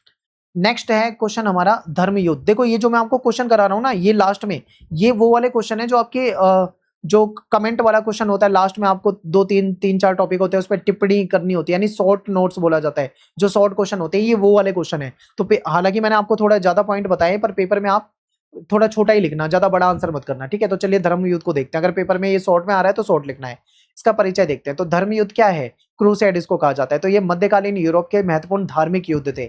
इसमें मुख्य रूप से ईसाई और मुसलमान जो थे इनके बीच में ये लड़ा गया था। एक तरफ क्रिश्चियन थे तो दूसरी तरफ मुस्लिम थे। इनका मुख्य उद्देश्य क्या था, यरूशलेम जो है यहाँ पे जो पवित्र स्थल थे इस पे अपना अधिकार प्राप्त करना था। धर्म युद्ध का कारण क्या था, पवित्र भूमि जिसको होली लैंड कहा जाता है इसको वापस से प्राप्त करने की इच्छा। पोप और चर्च का प्रभाव यहाँ पे बढ़ाना चाहते थे क्रिश्चियन। ईसाई धर्म की रक्षा का विचार जो था इसके कारण हुआ, और धार्मिक उत्साह और श्रद्धा ये इसके कारण थे। चर्च की क्या भूमिका थी, तो पोप ने ईसाइयों को धर्म युद्धों में भाग लेने के लिए, ठीक है, प्रेरित करा कि धर्म युद्ध में भाग लो। और चर्च ने इन्हें धार्मिक कर्तव्य के रूप में प्रस्तुत करा कि हमारा धार्मिक कर्तव्य है। युद्ध में भाग लेने वालों को धार्मिक पुरस्कार और आश्वासन भी दिया गया। राजनीतिक प्रभाव क्या था, पश्चिमी ईसाइयों में एकता की भावना विकसित हुई क्योंकि धर्म युद्ध में जाना था। चर्च और राजाओं की शक्ति भी यहाँ पे वृद्धि हुई। पूर्वी और पश्चिमी यूरोप के बीच में जो तनाव था वो यहाँ पे बढ़ गया था। ठीक है, फिर सामाजिक प्रभाव क्या हुआ, समाज में क्या प्रभाव बढ़ता है, तो जो गैर ईसाई थे उसके प्रति असहिष्णुता बढ़ी, यानी कि जो क्रिश्चियन नहीं होते थे उनके प्रति लोगों के मन में असहिष्णुता बढ़ती है। ठीक है, धार्मिक कट्टरता बढ़ने लगी, समाज में धार्मिक जागरूकता भी बढ़ी, लोग अपने धर्म को लेकर ज्यादा जागरूक हो गए। आर्थिक प्रभाव क्या हुआ, यूरोप और एशिया के बीच में व्यापार इस समय में काफी बढ़ा, नए व्यापारिक मार्ग भी विकसित हुए थे और व्यापारिक नगरों का विकास भी यहाँ पे देखने को मिलता है। सांस्कृतिक प्रभाव क्या हुआ कि यूरोप का जो संपर्क है वो इस्लामी सभ्यता से बढ़ा। ठीक है, ज्ञान, विज्ञान, तकनीक का आदान प्रदान इनके बीच में होने लगा। शिक्षा और सांस्कृतिक विकास को भी प्रोत्साहन यहाँ पे मिलता है। और लास्ट में आपको निष्कर्ष बताना है कि धर्म युद्धों ने मध्यकालीन यूरोप के जो धार्मिक, राजनीतिक, सामाजिक और आर्थिक जीवन था इसको बहुत गहराई से प्रभावित किया था। ठीक है, इन युद्धों ने यूरोप और एशिया के बीच में संपर्क को बढ़ाया, लेकिन धार्मिक संघर्ष भी बहुत हुआ, असहिष्णुता भी बढ़ी और इस समय में धार्मिक कट्टरता भी आपको देखने को मिलती है। अगला प्रश्न है, ये भी शॉर्ट क्वेश्चन वाला है आपका, मंगोल। तो मंगोल जो थे ये मध्य एशिया में घुमंतु होते थे। ठीक है, घुमंतु या खाना बदोश कह लो, यायावार कह लो। ठीक है, जो एक जगह पे नहीं रहते थे, कभी यहाँ रहेंगे, कभी कहीं और रहेंगे, कभी कहीं और रहेंगे। ठीक है, ये घुड़सवारी, सैन्य कौशल और युद्ध की जो तकनीक थी इसके लिए बहुत ज्यादा फेमस थे। 13वीं शताब्दी में इन्होंने दुनिया में सबसे बड़ा जो स्थल था, ठीक है, सबसे बड़ा स्थल जो था उस पर अपना साम्राज्य स्थापित किया था। चंगेज खान का उदय, चंगेज खान यहाँ का महत्वपूर्ण शासक रहा है। तो चंगेज खान ने क्या करा, जो मंगोल जनजातियां कभी एक दूसरे से आपस में लड़ती थी इनको इन्होंने एकजुट करा। 1206 ईस्वी में उन्हें मंगोलों का सर्वोच्च नेता घोषित कर दिया गया था। और उनके जो नेतृत्व है, लीडरशिप है, इसमें मंगोल साम्राज्य बहुत तेजी से फैला। सैन्य संगठन की बात करें तो मंगोल सेना जो थी बहुत अनुशासित थी। इन्होंने क्या करा था, कबीलाई समाज था, अलग अलग कबीलों को इकट्ठा करा और एक मंगोल सेना बनाई। ठीक है, घुड़सवार सेना थी और बहुत ताकतवर सेना थी। तेज गति से आक्रमण करने, दुश्मन को अचानक से घेरने का इनके पास कौशल होता था, इसमें कुशल थे ये। साम्राज्य का विस्तार, यानी मंगोलों ने क्या करा, चीन पे आक्रमण करते थे, मध्य एशिया, रूस, फारस और पूर्वी यूरोप, इन सब पे विजय प्राप्त करी। ये साम्राज्य एशिया से यूरोप तक फैल गया था। ठीक है, अगर आप देखोगे इसे 3 महाद्वीपों में फैल गया था। आपने क्लास 11th में पढ़ा होगा। ठीक है, इसमें आपका यूरोप का हिस्सा है, एशिया का हिस्सा है। ठीक है, इसमें आपका अफ्रीका तक ये फैला हुआ दिखेगा। चौथा पॉइंट है हमारा साम्राज्य का विस्तार। तो ये जो मंगोल थे इन्होंने क्या करा, चीन पे ही आक्रमण करते रहते थे, मध्य एशिया जो है यहाँ पे, रूस में, फारस, पूर्वी यूरोप तक अपना विजय अभियान चलाया और विजय प्राप्त करी। इनका साम्राज्य जो था एशिया से लेके यूरोप तक फैल चुका था और इससे विभिन्न क्षेत्रों के बीच में क्या होता है, कम्युनिकेशन बढ़ता है, संपर्क बढ़ता है। प्रशासनिक व्यवस्था, मंगोलों ने विशाल साम्राज्य को, इनका बड़ा सा साम्राज्य था, इसको इन्होंने प्रांतों में बांट दिया। ठीक है, स्थानीय अधिकारियों की सहायता से शासन चलाया जाता था। कानून व्यवस्था बनाए रखने पर विशेष ध्यान ये लोग देते थे क्योंकि बड़ा साम्राज्य था, कानून व्यवस्था बहुत जरूरी थी। व्यापार पे क्या प्रभाव पड़ा, मंगोल शासन के दौरान रेशम मार्ग यानी जो सिल्क रूट है ये अधिक सुरक्षित बना। एशिया और यूरोप के बीच में व्यापार तेजी से बढ़ने लगा। व्यापारियों को संरक्षण भी उस रास्ते पे प्रदान किया जाता था। सांस्कृतिक प्रभाव क्या होता है, विभिन्न सभ्यताओं के बीच में सांस्कृतिक आदान प्रदान बढ़ता है, ज्ञान, तकनीक और विचारों का प्रसार हुआ है। पूर्व और पश्चिम के संबंध जो थे यहाँ पे मजबूत हो जाते हैं। ठीक है, देखो सारे सिंपल पॉइंट है, इसमें ज्यादा समझाने का नहीं है, सीधे सीधे पॉइंट है, आपको ये याद करके जाना है, एक्सप्लेन करने वाली चीजें यहाँ पे है नहीं ज्यादा। ठीक है, बिल्कुल सिंपल है। लास्ट में 8वां पॉइंट है हमारा नकारात्मक प्रभाव। अब मंगोल जो थे ये आक्रमणों से बहुत सारे इन्होंने नगर नष्ट कर दिए। देखो मंगोल जो थे ये खानाबदोश थे, खेती ये लोग करते नहीं थे, ये क्या करते थे, ये शिकार करते थे और आक्रमण करके दूसरे क्षेत्रों को लूट लिया करते थे। ये लोग पशुपालन भी किया करते थे। बड़ी संख्या में ये लोगों को मार देते थे और पूरे के पूरे नगर नष्ट कर देते थे। कई क्षेत्रों में आर्थिक और सामाजिक नुकसान भी इन्होंने पहुंचाया। ऐतिहासिक महत्व देखें तो मंगोल साम्राज्य ने एशिया और यूरोप को जोड़ने में महत्वपूर्ण भूमिका निभाई और इसने व्यापार, संचार और सांस्कृतिक संपर्क को बढ़ावा दिया। निष्कर्ष की बात करते हैं तो मंगोल जो थे मध्यकालीन विश्व की सबसे शक्तिशाली सैन्य शक्ति थे। ठीक है, यानी मध्यकालीन विश्व में देखें तो बहुत ताकतवर थे मंगोल और इनके साम्राज्य ने विश्व इतिहास, व्यापार और सांस्कृतिक संपर्कों को बहुत गहराई से प्रभावित किया था। ठीक है, अगला हमारा जो क्वेश्चन है वो है शैक्षिकवाद। तो ये शैक्षिकवाद क्या है, तो ये मध्यकालीन यूरोप की एक महत्वपूर्ण बौद्धिक शैक्षणिक परंपरा थी। इसका उद्देश्य जो था वो था रीजन, आस्था, यानी जो इसका उद्देश्य जो था वो तर्क यानी लॉजिक पे और आस्था के बीच में सामंजस्य स्थापित करना है। ठीक है, इसका विकास मुख्य रूप से चर्च और मठों और विश्वविद्यालय में हुआ था। उत्पत्ति कैसे होती है, 11वीं से 13वीं शताब्दी के बीच में अगर आप देखोगे तो शैक्षिकवाद का विकास हुआ। ये ईसाई धर्मशास्त्र जो थे और यूनानी दर्शन के समन्वय का परिणाम था। क्या होता है कि जो ईसाई धर्मशास्त्रों को पढ़ते हैं फिर यूनानी दर्शन फिलॉसफी जो होती है इसको पढ़ते हैं, तो इनके बीच में समन्वय बनाने का परिणाम था। विशेष रूप से जो अरिस्टोटल, जिसको अरस्तु कहा जाता है, इनके विचारों का इस पे गहरा प्रभाव देखने को मिलता है। इसका उद्देश्य क्या था, धार्मिक सिद्धांतों को तर्क के द्वारा समझाना। ठीक है, जो धार्मिक पुस्तकों में जो सिद्धांत लिखे हुए हैं उसे लॉजिक से समझाना है। ईसाई धर्म की जो शिक्षा थी उसको व्यवस्थित रूप देना है। ज्ञान और शिक्षा का यहाँ पे विकास करना है। ठीक है, ज्यादा से ज्यादा शिक्षा का विकास हो सके। फिर अध्ययन की प्रकृति, इसमें क्या होता था, क्वेश्चन आंसर की पद्धति अपनाई गई, यानी इसमें जो अध्ययन किया जाता था एक क्वेश्चन होता था फिर उसका आंसर होता था। किसी विषय पर विभिन्न मतों का विश्लेषण, यानी मान लो कोई विषय है तो उसमें अलग अलग तरीके के विचार होंगे तो उन सभी विचारों को पढ़ा जाता था, उसका विश्लेषण किया जाता था। ठीक है, फिर लॉजिक और वाद विवाद यानी चर्चा, बहस, इसके माध्यम से निष्कर्ष निकाला जाता था। चर्च की भूमिका, चर्च जो थी वो शैक्षिकवाद का प्रमुख संरक्षक था। मठ और कैथेड्रल जो है विद्यालय, ये शिक्षा के महत्वपूर्ण केंद्र इस समय में बन चुके थे। धर्मशास्त्र को सबसे महत्वपूर्ण विषय इस समय में माना जाता था।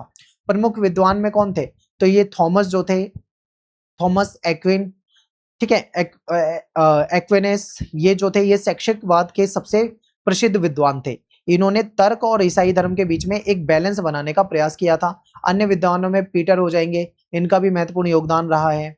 शिक्षा पे क्या प्रभाव पड़ता है, विश्वविद्यालय के विकास में बढ़ावा मिलता है। फिर फिलॉसफी हो गया या धर्मशास्त्र हो गया, कानून हो गया, चिकित्सा का अध्ययन जो था इसमें वृद्धि हुई। लोग मतलब फिलॉसफी को पढ़ने लगे, धर्मशास्त्रों को पढ़ने लगे, कानून को पढ़ने लगे, चिकित्सा क्षेत्र में बहुत ज्यादा अध्ययन किया जाने लगा। उच्च शिक्षा जो थी इस समय में एक मजबूत परंपरा बन चुकी थी। सांस्कृतिक क्या महत्व होता है कि यूरोप में बौद्धिक जागरण का आधार तैयार हुआ, क्योंकि लोग जो थे अब धर्म को धर्म की तरह नहीं बल्कि उसको एक लॉजिक के साथ समझने लगे थे। आलोचनात्मक चिंतन और तार्किक जो विश्लेषण है उसको प्रोत्साहन मिला, यानी लोग क्या करते थे, चिंतन करते थे, आलोचना करते थे, किसी चीज के फायदे नुकसान हर चीज को पढ़ते थे, यानी उसके सकारात्मक नकारात्मक सभी चीजों को देखते थे।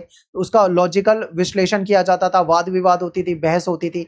बाद में पुनर्जागरण के विकास में भी इसने बहुत योगदान दिया। सीमाएं क्या हैं, अत्यधिक धार्मिक प्रभाव के कारण कई बार क्या होता था, स्वतंत्र विचारों की कुछ सीमाएं थी, यानी धर्म के खिलाफ ज्यादा बोल नहीं सकते थे। वैज्ञानिक प्रयोगों की अपेक्षा धार्मिक ग्रंथों पे ज्यादा निर्भर थे। ठीक है, धार्मिक ग्रंथों में जो लिखा था उसी को सही मान लिया जाता था। लास्ट में आपको निष्कर्ष बताना है, यानी शैक्षिकवाद मध्यकालीन यूरोप की प्रमुख बौद्धिक परंपरा थी। इसने तर्क और आस्था के एक बैलेंस बनाने का प्रयास किया। शिक्षा और दर्शन और धर्मशास्त्र के विकास में भी अपना महत्वपूर्ण योगदान दिया। ठीक है, तो यहाँ पे जो है अपना ये लेक्चर खत्म हो जाता है। और आपको दूसरी वीडियो भी जरूर देख के जाना एग्जाम में। ठीक है, जो मैंने आपको हिंदी मीडियम की वीडियो बताई है वो मैं आपको कमेंट में दे दूंगा, हिंदी और इंग्लिश दोनों वीडियो का लिंक दे दूंगा, आप उनको भी देख के जाओ पेपर में। और मिलते हैं नेक्स्ट वीडियो में। आपसे लाइक कर दो, कमेंट कर दो, शेयर कर दो। Thanks for watching. जय हिंद, जय भारत।